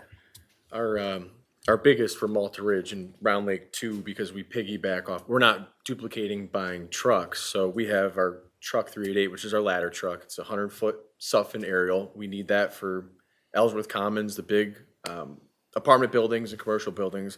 In 2012, we paid $1 million for it. By the time we replace it, we'll need $1 million just for the down payment to be able to buy that truck because it'll be $2 million. So when I get it'll probably be 2.5 million. So when we get our 900,000, $1 million, 100,000 comes off the top and goes right into that reserve for that down payment because you need to have half of it now. So, you know, you look at the baseline expenses, our FCOM, the payment to FCOM, the buildings, we'll call it our cancer benefits, commercial insurance on the buildings, apparatus maintenance, a new truck. I mean, you're talking next year for our fixed cost might be like $800,000 off the top. So it's and to your, I think you asked it, what's your, if I did a budget for 2024 and at that 1.4 million at the 84 cents, I had to reduce 22 line items to make it work. And it wasn't necessarily in safety or training. It was some, you know, internal things that we might do for recruitment and retention or a community benefit thing, or we might tighten a little bit here, pull a little bit there. But when you look at a service, an industry like the volunteer fire service that's dying, the last thing we can do is cut it. So I'll just continue if you don't mind. So 2023 in March, FASI did the volunteer fire study. If volunteer firefighters don't stay, property taxes would rise 28.4% statewide, and in 2016 it would have been 26%. A one-time cost of $8.2 billion to the state, and it would be $6 billion a year. That's for equipment, vehicles, apparatus, to lose the volunteer fire service. So 2% tax cap, I look at, yeah, I totally get it, but the cost of the state losing and the towns and the counties losing volunteer firefighters would be detrimental. So Did I hear you say that about 800, so 800 of the 982 is those? yeah, like our fixed expense, yep, our fixed expenses, things of that. We roll over, yeah, that's our goal. But when we have a new truck coming on that we're buying this year, that we paid the other half of the down payment, that's $370,000. So we don't do that every single year, but that's this for 2024. That's coming off the cap, off the top of that money that we come in. So, yeah, that's the big ones. It's those years for the truck replacement ones when we see. That'll really take that top off the fixed and into our capital reserve funds for future planning and buildings and trucks. You know, we don't want you to go over the 2% Yeah. cap either. And most years, we've said, okay, we can keep under that. But Pete went through numbers, and I can give you the same numbers for me. We mirror pretty much the same between the two departments in increase in numbers of calls and training and all that stuff. the inflation rate has just killed us. And it's so much more than the real world, and we can't do anything about it. We can't go to a manufacturer and say, no, I'm not gonna buy that truck for an extra $100,000, because if you don't buy it now, it's gonna be $150,000, you know, increase. And it's just, it's out of control, but there's nobody that's gonna stop it. Right, and basically to try to keep this process moving, not rushing through this, but we do have a lot to get through, and I get a sense we're not done tonight, so this is going to continue. But in terms of paid fire service, this is something that I know I've talked with Pete about it before. We have both seen this coming on for a long time. It's a necessity. But you also, I think most folks in this room can understand, especially volunteer firefighters, that when you start mentioning paid fire service, there's going to be a huge amount of blowback from your people and FCOM, because I know, because I was a volunteer for quite a few years myself, as well as paid. I've been there, and you got your thing, man. You don't want to let go of it. Volunteers or fire service in general is like that. We're hanging on to our stuff and our name. So you understand the challenges that we have. What's good is that fire chiefs are here. You understand it. You're stating it openly. Those talks need to start. So I'm really glad that that came out, because for a long time it was something you couldn't talk about it because it was unpopular with the firefighters. It's just bad. And with taxpayers, it's bad because they see taxes increase. We get all that. But you folks, thankfully, have shown the numbers, the stats. It all adds up. I know, I've known for a number of years, volunteerism is on a steady decline. FASD can do whatever they want. They can throw as many dollars at it as they want. It's not going to fix it. So we need to fix it as municipalities. So that being said, I believe that what's in order now moving forward is we have to have some type of, whether it be a public safety committee. This is something that's been coming on for a long time, and we're there now. It's out on the table. We have to do that to put into action, hopefully something to start moving forward to where we can do that transition. It's not going to be an easy one. Everyone at this table knows that. Well, look, we've already taken the step with police. I We- mean, we have- We took that was a step we took. It's not gonna be as bad as you think, because I think both of us have talked enough about it, and the people see what happens during the day. I think both departments are pretty much in agreement. You've talked to our members. We're gonna have to start doing daytime paid people within 5 years, let's say. Very And I think similar we to both. Jonesville does it now. You know. Town of Clifton Park, Jonesville Fire District does it Probably now. similar to how the ambulance squad transitioned. Yeah, that's how they transitioned also, We're yes. a long ways off, we hope, from a full career like Saratoga. But I think both of us have told our members, and our members realize it because they see the calls like him. They know what we're going through in the daytime and the crews that we have, and they realize within 5 years, we're gonna need 2 or 3 daytime people that are there to at least have one crew out of the central station that can go to calls, and then we supplement them with the 2 others. And these are, manpower items I've been talking, these are issues that we brought up with legislators at the state and federal level in reference to just getting through some of that red tape. Other states, they have paid on-call people. New York State does not. Why? Yeah, we're slow we're, to you know- embrace that, really slow. I can't answer that in public. We're reaching out and we're trying to think outside the box in reference to a lot of this stuff. And that's one of the things that, the cooperation between the two departments has come, tenfold in the past 10 years as far as that And we're shared still the only station. ones that do this in the whole state. Yeah. Well, and I'll also Uh, say, that- I mean, to the credit of both of you, I mean, these discussions at budget time, even though they're painful, we're at a point now between the town and the departments where we're having much more frank, open discussions about these things and realistic discussions. And then certainly I know when we came in 8 years ago, it was a much different story. So This is the best thing we that's happened. we gotta keep working away at it. There can't be any sacred cows here, and we got to figure out how to do what's best for the We people of both have Malta. laid everything out to you. We appreciate We're it. both in the same hole, so Yep. now it's up to you guys. And we got more homework to do. Very I got a transparent. question about buying equipment. Is there any way that the fire departments can organize as an association to buy We get and to involved. force their prices down? I've heard that they're on a field day. Well, the state Increase in these negotiates prices. the state contract price. Most of everything we buy is on state contract. Yeah. So the state's doing the negotiation. Either Well, they're not doing a very good That's job. not always the That's it. great. Or it's that much more expensive if it's not on state contract. And in addition to that, the larger ticket items, there are some buyer. It's like a large buying in. Yeah, there's a buying entity that you can buy into. And what we do, and I know that's what we do, when we go to a truck manufacturer to buy the truck, they'll say, you can get on this person's contract.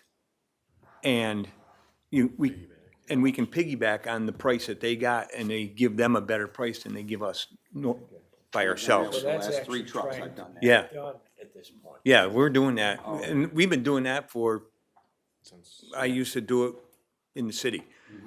My last 3 Yeah. trucks have been piggybacked off of other bids. I'm just So- getting up to speed. Yep, yeah. Question for me? Okay, I just know that other fire departments have benefited from a dedicated grant writer. Does Malta Ridge or Round Lake have one? We don't have a dedicated one. We have. I use Scott Skinner from the ambulance because he used to write grants for the city of Okay. Waterloo. And we've been So- pretty successful.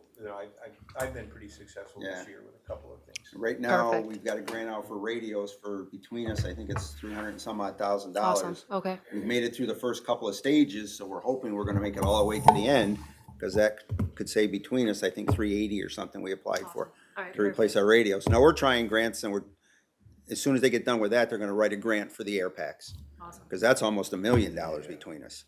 That's great. So, no, we're giving it a shot. This isn't easy. Not for you, you guys can go. I just have 2 other non-for-profits, but I can talk to them while you go back to your spots. And thank you, Chief Shaw, Chief Mazza.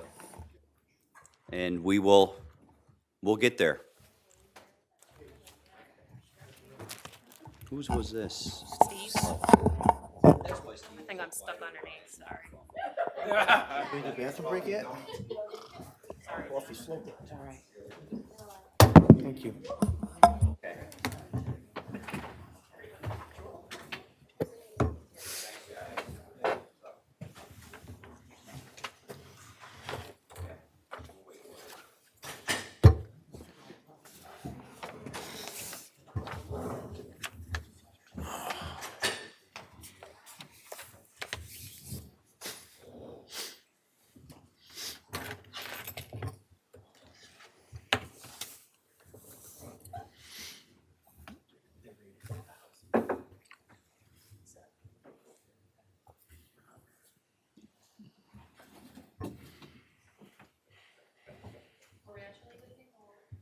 He was just running to the men's room. No, you can probably start. I don't think he'll be that The long. last 2 I just got, but they're very simple.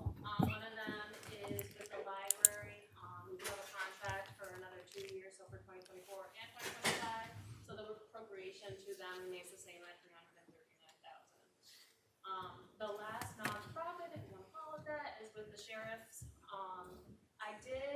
If we maintain services for next year, I did try to reach out to see where that might go, seeing that they probably have labor unions. I'm not sure what was contracted for 2024. I did hear back, and I found out that there is no increase in personnel for next year, as what the sheriff negotiated. There is potentially an increase in retirement services. The county may absorb that cost and not pass it along to the towns. Under my interpretation of that phone call, I don't think the retirement services will increase. But we do have to renew our contract. Right.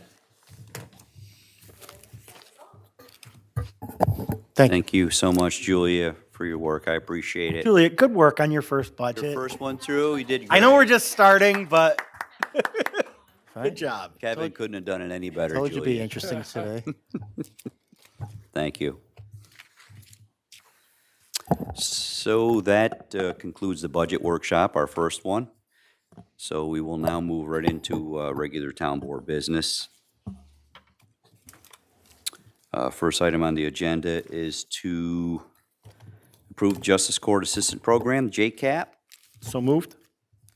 Second. Discussion. All in favor? Aye. Aye. It's carried. Thank you. Next item on the agenda is to amend the 284 highway agreement for, that's Goldfoot Road, Roger? So moved. Second. Discussion. Glad we're able to sneak another road in here. Good job. What if the weather changes tomorrow, Roger? Better get What plowing. if the weather changes tomorrow? I got confidence in you. All right. So, all in favor? Aye. Opposed? That's carried. Thank you. Authorized demolition of Mangino's Restaurant and outbuildings. Before we go much further on this, this has turned into be something that, well, none of us up here at the dais were thinking of in terms of money. We realize, of course, we have to, as I said earlier, when we were talking about what the plans are for this for this parcel. We realize up here, obviously, before we go to the step of what are we going to do, it's what are we going to do with what we have right now? How do we secure things, make them safe, which is paramount, is public safety. I went down with one of our code enforcement officers in August and looked at the structure, went inside. I found out basically early on that there's a lot of water that comes inside of that restaurant, and I got a hold of Rich Mangino, the former owner's longtime owner, and he told me that if he did not go up on a roof and tar every year, it would rain inside. It hasn't been tarred in a number of years, so you can only imagine what's happening inside. It quickly went from when we closed, which was in the winter, the cold months, there wasn't any rain. Inside, it resembled basically the end of shift, turn off the lights, and everything was left pretty much as it was. It does not look like that now. Ceiling has come down in a number of spots. We have a skylight that's ready to fall in. To compound the issue, my concern, the fact that despite our signage that we had up and the doors that were secured, people found a way to get into the building. There was vandalism, things were smashed, anything that was glass pretty much on the bar or the glasses in the restaurant or the kitchen were smashed. Just whatever damage you could do was being done. So with the help of our maintenance crew, they went down and it cost us money, but yes, we understand what we need to do. Sheets of plywood had to actually be screwed over pretty much every opening. That included the outbuildings because they were getting into those as well. And we don't want anyone getting hurt for a number of reasons. So when code enforcement went down with me in August and he looked around, he said, you know, it's the degradation of this building is really accelerated now. He gave me a number, and Greg Berg, code enforcement, he's a very intelligent individual and very good at his job. And he gave me a number of like 10 years, a building that is buttoned up without airflow of any kind, which is the restaurant. It ages 10 times faster than your average building. So essentially it's accelerated with rot, with ceilings falling down and so on. So with all that being said, he said the building really should be condemned. That really no one should go in here. The ceilings, they could drop. Yes, it's just drywall, but what's going on above the drywall and so on. So I relayed that information to Julia, our comptroller. She immediately solicited several contractors that we use through our emergency contract to try to get the building raised. And surprisingly, we didn't get any reply for a number of weeks, Julie, if I'm not mistaken. It was 2-3 weeks, nothing, and repeated phone calls. It's like, hey, did you forget about this? What are you going to do? Finally, Evolution, that's a contractor we've used before. The town has used them. Just to be more specific. Yep.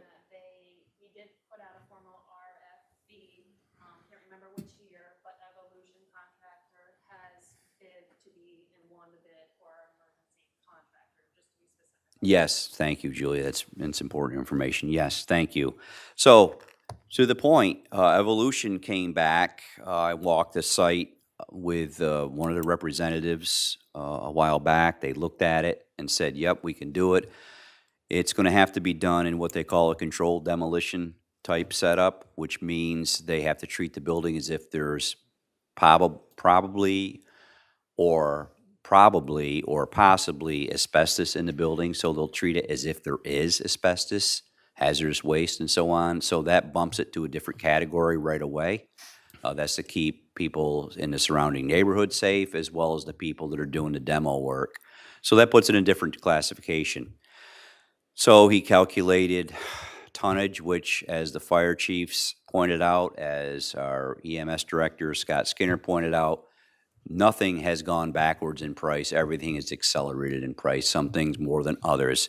The same is true with anyone doing demolition work, with their equipment costs, their fuel costs, their dumping of the debris that they get in the dumpsters and take away. Everything has gone up.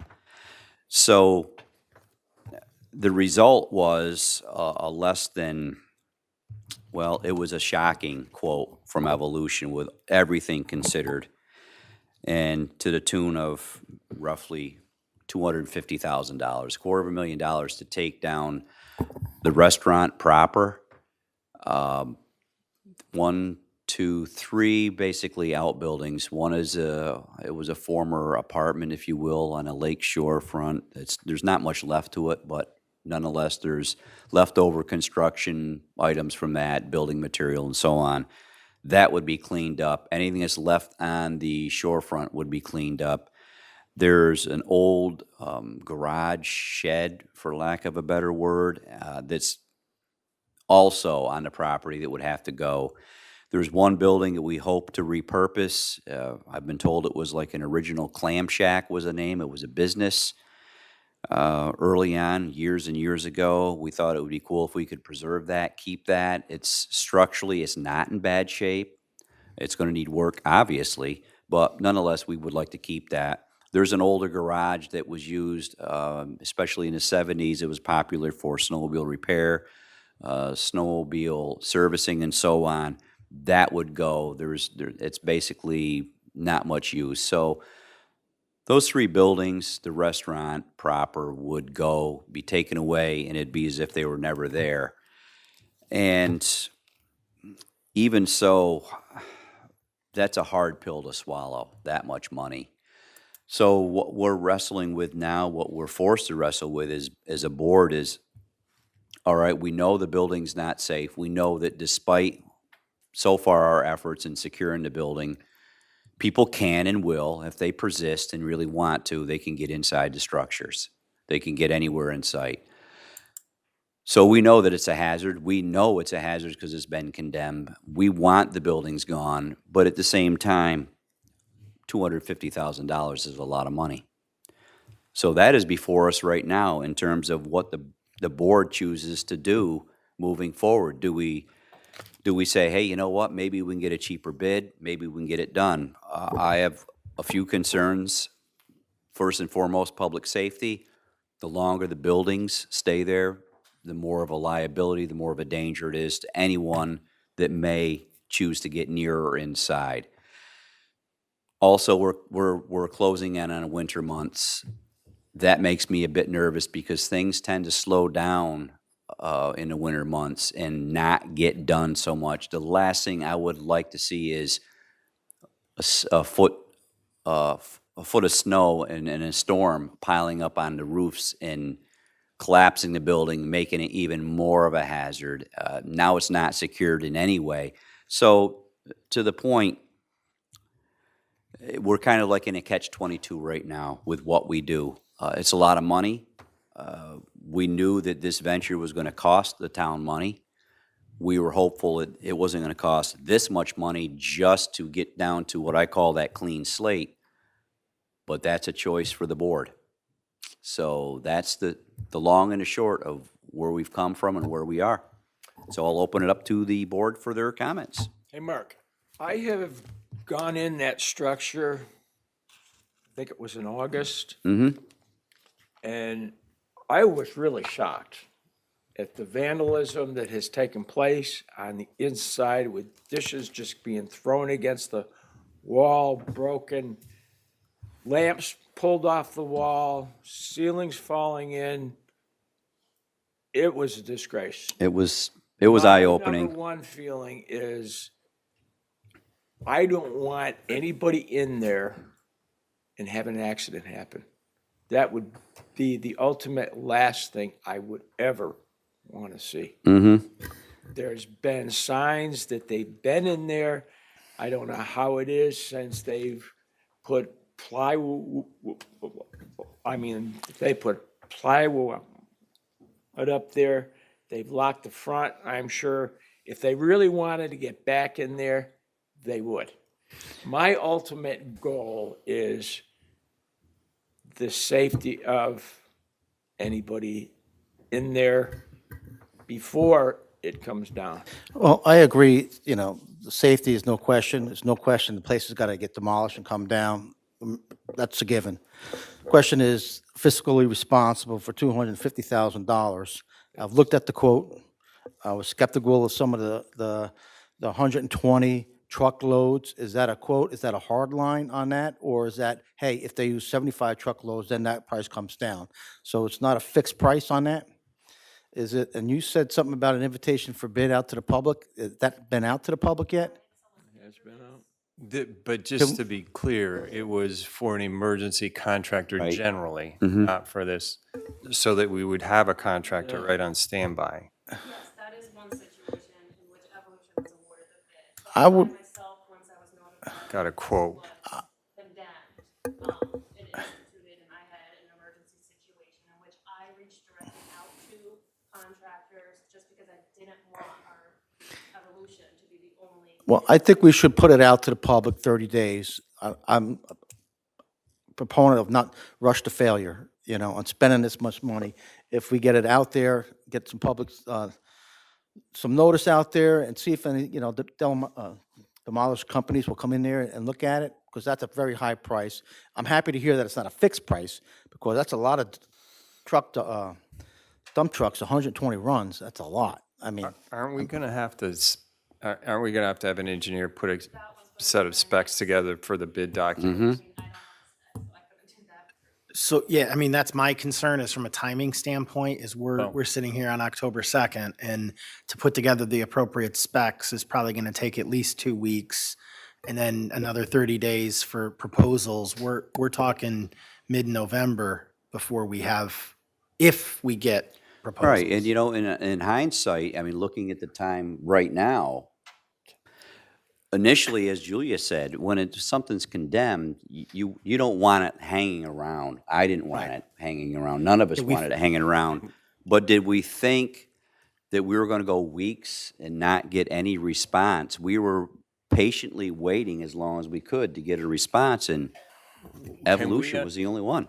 Can we? Yes, John. Is the work able to be done without an engineer being involved to supervise it, to third-party check monitoring. their quantities because, if it's a time and material contract, we need somebody, right? We're gonna have to have somebody to be involved with making sure the work is done as we need it and to keep them honest on their quantities. Mm-hmm. All right. I mean, I don't really, I came in here expecting to vote no. And one of the reasons, as I mentioned to everybody, is we were just talking about let the firefighters train in there. Right. And now it's like the place is, you know, you shouldn't step foot in there because the roof is gonna collapse on you, and I still that's think, inconsistent with the firefighters being in there. I would just like to speak to that real quickly, John. When Fire Chief Shaw, when he realized and understood that the building was going to So come they're down. not gonna do it anymore.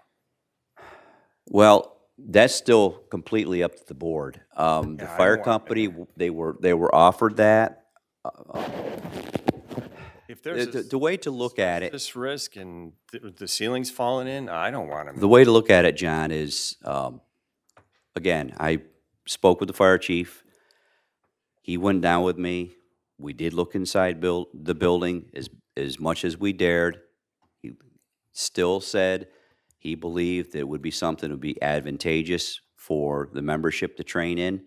I can tell you as a retired firefighter that is the best way of training, is through like as close to real world as you can get. Much like anything that the fire department responds to in a way of an emergency, there's always an inherent risk. No matter what they do, it's up to the fire chief to determine whether or not he sees the risk benefit to where, okay, I still will say my membership can go in there. I'm not concerned it's going to cave in on them. No one, of course, wants that to happen, especially the fire chief. If this board chooses to say no, then that's the board's decision, not the fire chief's. When I spoke with Chief Shaw, I said I would bring it back, which I had before. Initially, there was no pushback from the board. There was no one that was against that happening. If that's changed now, then I will go, obviously, along with what the board chooses. But my personal feelings is the fire chief knows the structures. He's been on a job a long time. He's not going to put anyone in risk of getting hurt or killed. But with that said, I'll leave it up to the board. Can we get an idea of what sort of timelines we're talking about? If we were to approve this tonight, I mean, when would they anticipate starting work and completing work? Initially, it was, when I spoke with, I think, John from Evolution, it was like within 2 weeks of that area or that time frame back when we spoke, but that was months ago. And because we couldn't get to this point for a number of different reasons, wasn't on the agenda and so on, you had to bring it up, and all the things that we know to happen that basically keeps anything from happening timely. For those reasons, I have no idea what it's going to be now, because that was a month ago at least. Mark, could I suggest that we notice a special meeting for Wednesday? We're going to be together here, and by Wednesday morning, we can potentially have some more information about the timing for them to complete the work, an estimate for how much engineering is going to have to be involved to do it even on an emergency basis. That's fine. I think that's smart. I think, too, it's going to be an accomplishment, the fact that we've acquired the land, and the building's going to come down all within 1 year, and that property has been neglected for how many years? Yeah. So in the big picture, again, we don't need to rush to failure on how we're going to take it down, and I'm sure we could probably, I would hope to think we get it down under than the $250,000 with a month's notice out there to the public, give it another shot, put the word out, and, you know, me and my son could take it down for less money, you know? How much will you charge? Board members, if I could clarify a couple things for you, just, your code enforcement officer has condemned it, has also indicated that, you know, there's electrical safety concerns at the property. His recommendation to the town was that it be demolished forthwith and hasty in the interest of public safety. Not to say that we can't adjourn and consider on Wednesday to get more information from Evolution. The second part is, with respect to the firefighters, there's been a request for insurance information as well as an indemnification agreement, which we don't have yet, so they're really, in my view, you know, we can't consider, the board shouldn't consider that till they get to review those things.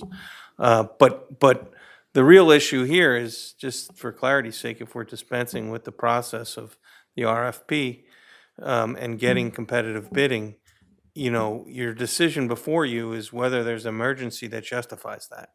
And I think the real emphasis on that has to be not just the cost, but the emergency and whether it rises to the level that immediate action is taken. So just consider that. Thank you. Yeah, I think that's helpful information, Steve. I mean, if our codes officer is saying it's a danger, then, and, you know, we need to act. So I agree with John's sentiment that we get a few more details and we try to make a decision on Wednesday.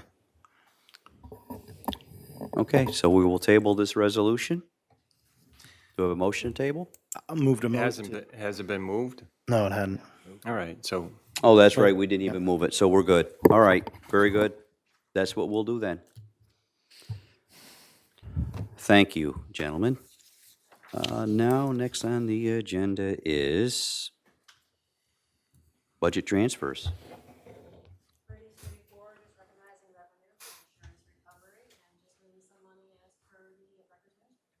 Great. So moved? second. Discussion. In favor? Aye. Opposed? That is passed. And once again, any comments from anyone from the public? Yes, Mr. Reitzman.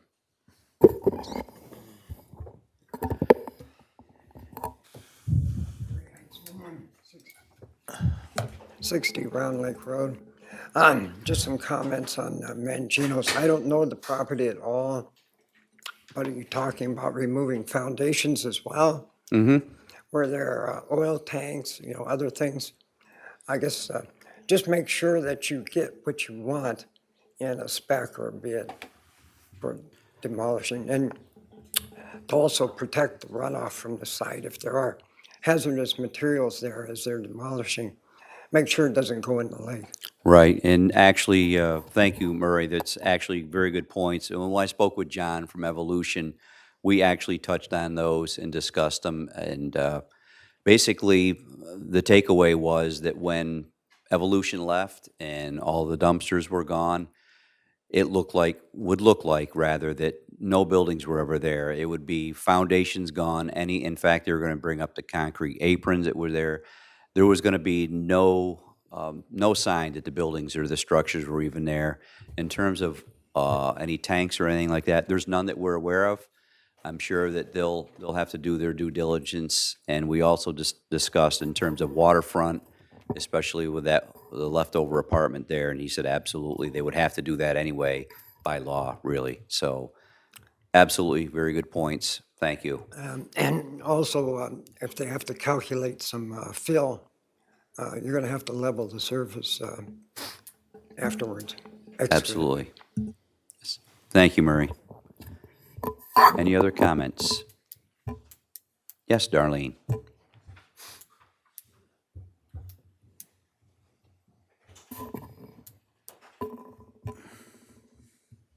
I wanted to speak to let you guys. Is your microphone on, Darlene? Oh, oops. Sorry.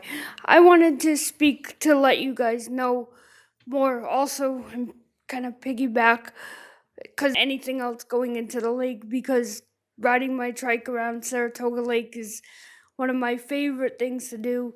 And I know a lot of people beg to differ with that because they think it's one of the most dangerous places that I go to. But I think it's one of the most beautiful places that I like to ride around. We think so too. One thing that I would suggest is if you do make it into some sort of a park, is to put one of those little bike fixer-upper stations there, because there's not a lot around this area. There's one down in Waterford, Clifton Park, and up at Saratoga Spa State Park. But, you know, if we ever come in that situation where we need to fix up a bike or something up here, there's no place to do that. I fortunately have a lot of tools, but not everybody does. I ended up over here and not had a tool kit enough with me. The other thing I would like to suggest, when I was a little kid, I said, when I grow up, I want to be, I said, a firefighter. I have seizures. I'm 1 in 26 people that have epilepsy. next month is Epilepsy Awareness Month, so I unfortunately cannot be a firefighter. I would love to be a firefighter or EMT, but I cannot do that because of my health conditions. But I think we should do more for the students and young folks that are in school and encourage them to want to become firefighters and EMTs. So let's focus more on the students in middle school, high school, and even kids younger to let them know about the pros of becoming an EMT or a firefighter. I also was whacking my carbon monoxide detector with a broom and learned the hard way because I had carbon monoxide poisoning. And it was my local firefighters that helped teach me about carbon monoxide poisoning. And I'm also reminding folks this is the time now to make sure your carbon monoxide detectors and fire detectors are working properly. So thank you. Absolutely. Thank you so much, Darlene. Anyone else from the public? Any comments? Move we adjourn? Okay. Second. Discussion? All in favor? Aye. We're adjourned. Thank you, everyone. Have a good evening.